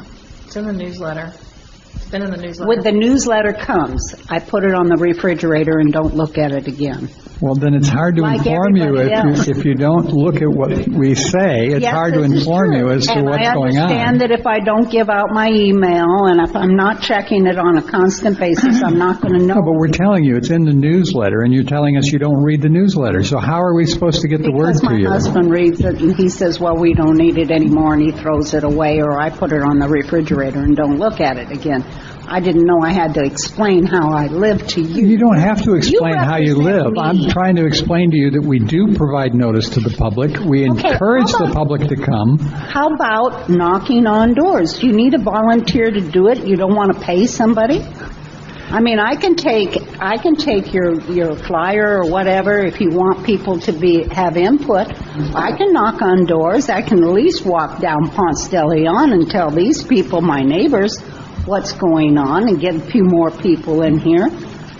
Or why not have these meetings in the evening or even in the late afternoon when you're off the golf course before dinner or after dinner so that we can attend them, since we have young people that are still working, like my husband who's almost 80 and doesn't come home often, early.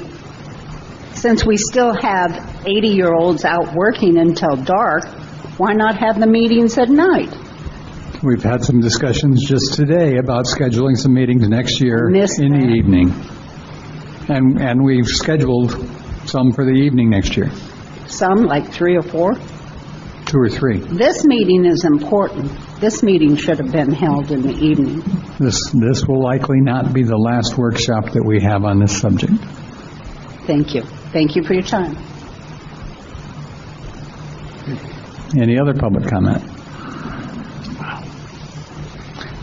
Okay, we'll bring it back to the board.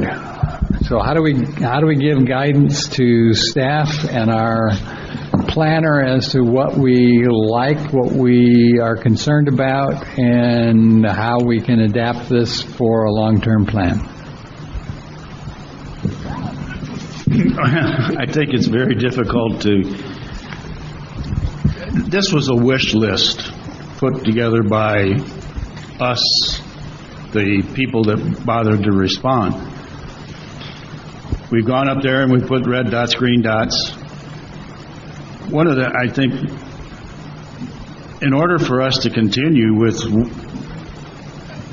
identifying where we think some of these ideas should go, there's got to be a cost associated, and is there grant money available? Can we do something? Because without funding or knowing the cost, how can we even think that we're going to do any of this? Without being able to put a dollar figure in front of us and say, well, this is what it's going to take, and the chances of funding is right at slim to none, so it's all got to come from within. We have a hard time balancing our budget today, let alone adding any additional expenses. So we've identified what we quote, what unfortunately just are the minds of these few people and us as to what, the green dot we'd like to have it, the red dot, we don't necessarily have to have it. So it would seem to me like you got to come back to us with some money, some costs. Is there funding available for that type of activity? And if there isn't, maybe we don't want it on the master plan because we're never going to be able to afford it anyway. So why sit here and argue about it? I don't know how to go forward if I don't know the cost of something. Well, and I was going to say, our next step really is to take the input we've received, and I was just saying earlier that we were going to go ahead and mark up another version of this plan with some of the input that we've seen, and that's just going to be a rough markup. We'll send it back so that you can have it and see what changes we're talking about possibly making to it. But then our next step after immediately, and I'll get that over next week, but our next step after that is to, once we receive general agreement that that's kind of the direction to go, we will develop a new master plan, refined master plan based upon the input, and we'll have cost. So the walkway will have a cost associated with it. The adults lap pool aquatics area will have a price to it. The splash pad, the slides will have a cost. The multi-purpose will have a cost. So anything that we've reflected that's new on that plan then would show up as a cost.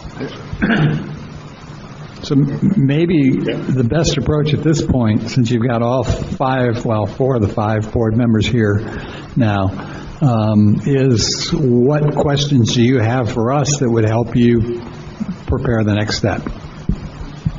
Well, I think too that we have to, I personally would like for you to send me the information so I could look at it, and I would like to send you back my critique of it to help you formulate what you think we want. And I think each of us should probably be given the opportunity. Whether they want to do it or not is entirely up to them. For example, in the swimming pool facility, I don't think, in my opinion, that we'll ever need Lazy River. What? Lazy River. Lazy River. I like the idea of doing an expanded pool if we can get to that point, but I don't think we need a lazy river. So I think you need some input like that so you can draw up something so we can look at it. I think having a master plan is great. It doesn't mean you're going to spend a nickel or that we're going to spend a nickel. It just means if we do, we know how to do it or where to go with it. So that's what I would, if you send me the information, I will send you back or send somebody back my opinions on what I think should be done. Maybe that'll help you to redraw it. I don't know. No, I think that's a great approach because we can actually take the plan that we have right now, put pricing to it, and then provide that to you, so you can start to look I at would even it. go as far as prioritizing, so that you don't go crazy with the pricing. Some things we know we're not going to get. Sure. I mean, I think there's some no-brainers that I would like to know, like the walk around the lake. Probably we'd all be interested in knowing how much that costs. Yep. To do something like the paddle boats or something. I mean, we'd start small, but start. Well, and that's the intention, is to give it to you really as a line item. So it can be voted on, it can be prioritized, and then can become the basis of the updated master plan. So I think the approach that we're looking at is really, let's just go ahead and take a look at what was, oh, heck no, we're not doing that. And go with the ones that are more of the green and the reds, and equaled out green and red, and give you a price. Yeah, I mean, I know an estimate on that. I mean, eventually we may need racquetball courts, or we may need tennis courts or something. But we know in the next 5 years, unless something changes drastically, we probably don't need them. Yeah. So to have them on a master plan is good, but there's no sense of pricing them out because there's just no need at this point. Sure.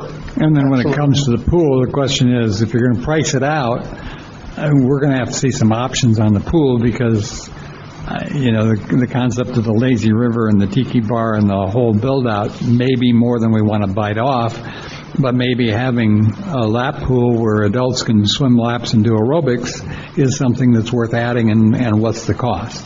Mm-hmm. Yeah, we'll definitely have it broken down. So if you went into that zone only, it would be lap pool and deck, tiki bar, and even cabanas around the edge. So it becomes quick and easy. It's in, it's out. Prioritization. So, because the lap pool works just fine without the tiki bar, and works fine without the cabanas. So that'll make the decision a little bit easier. And that's really how we typically end up putting the pricing together anyways. Architecture would be separated from pools. Okay. Do you have any other questions for us that would help?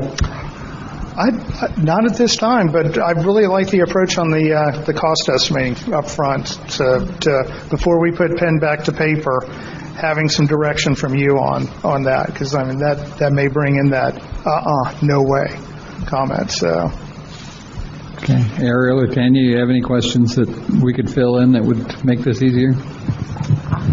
Not at this time. No, I don't Okay. have anything yet. Nope, I don't have anything either.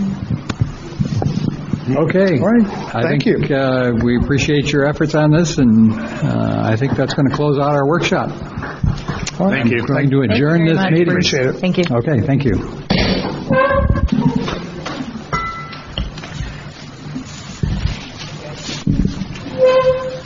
Thank you, gentlemen.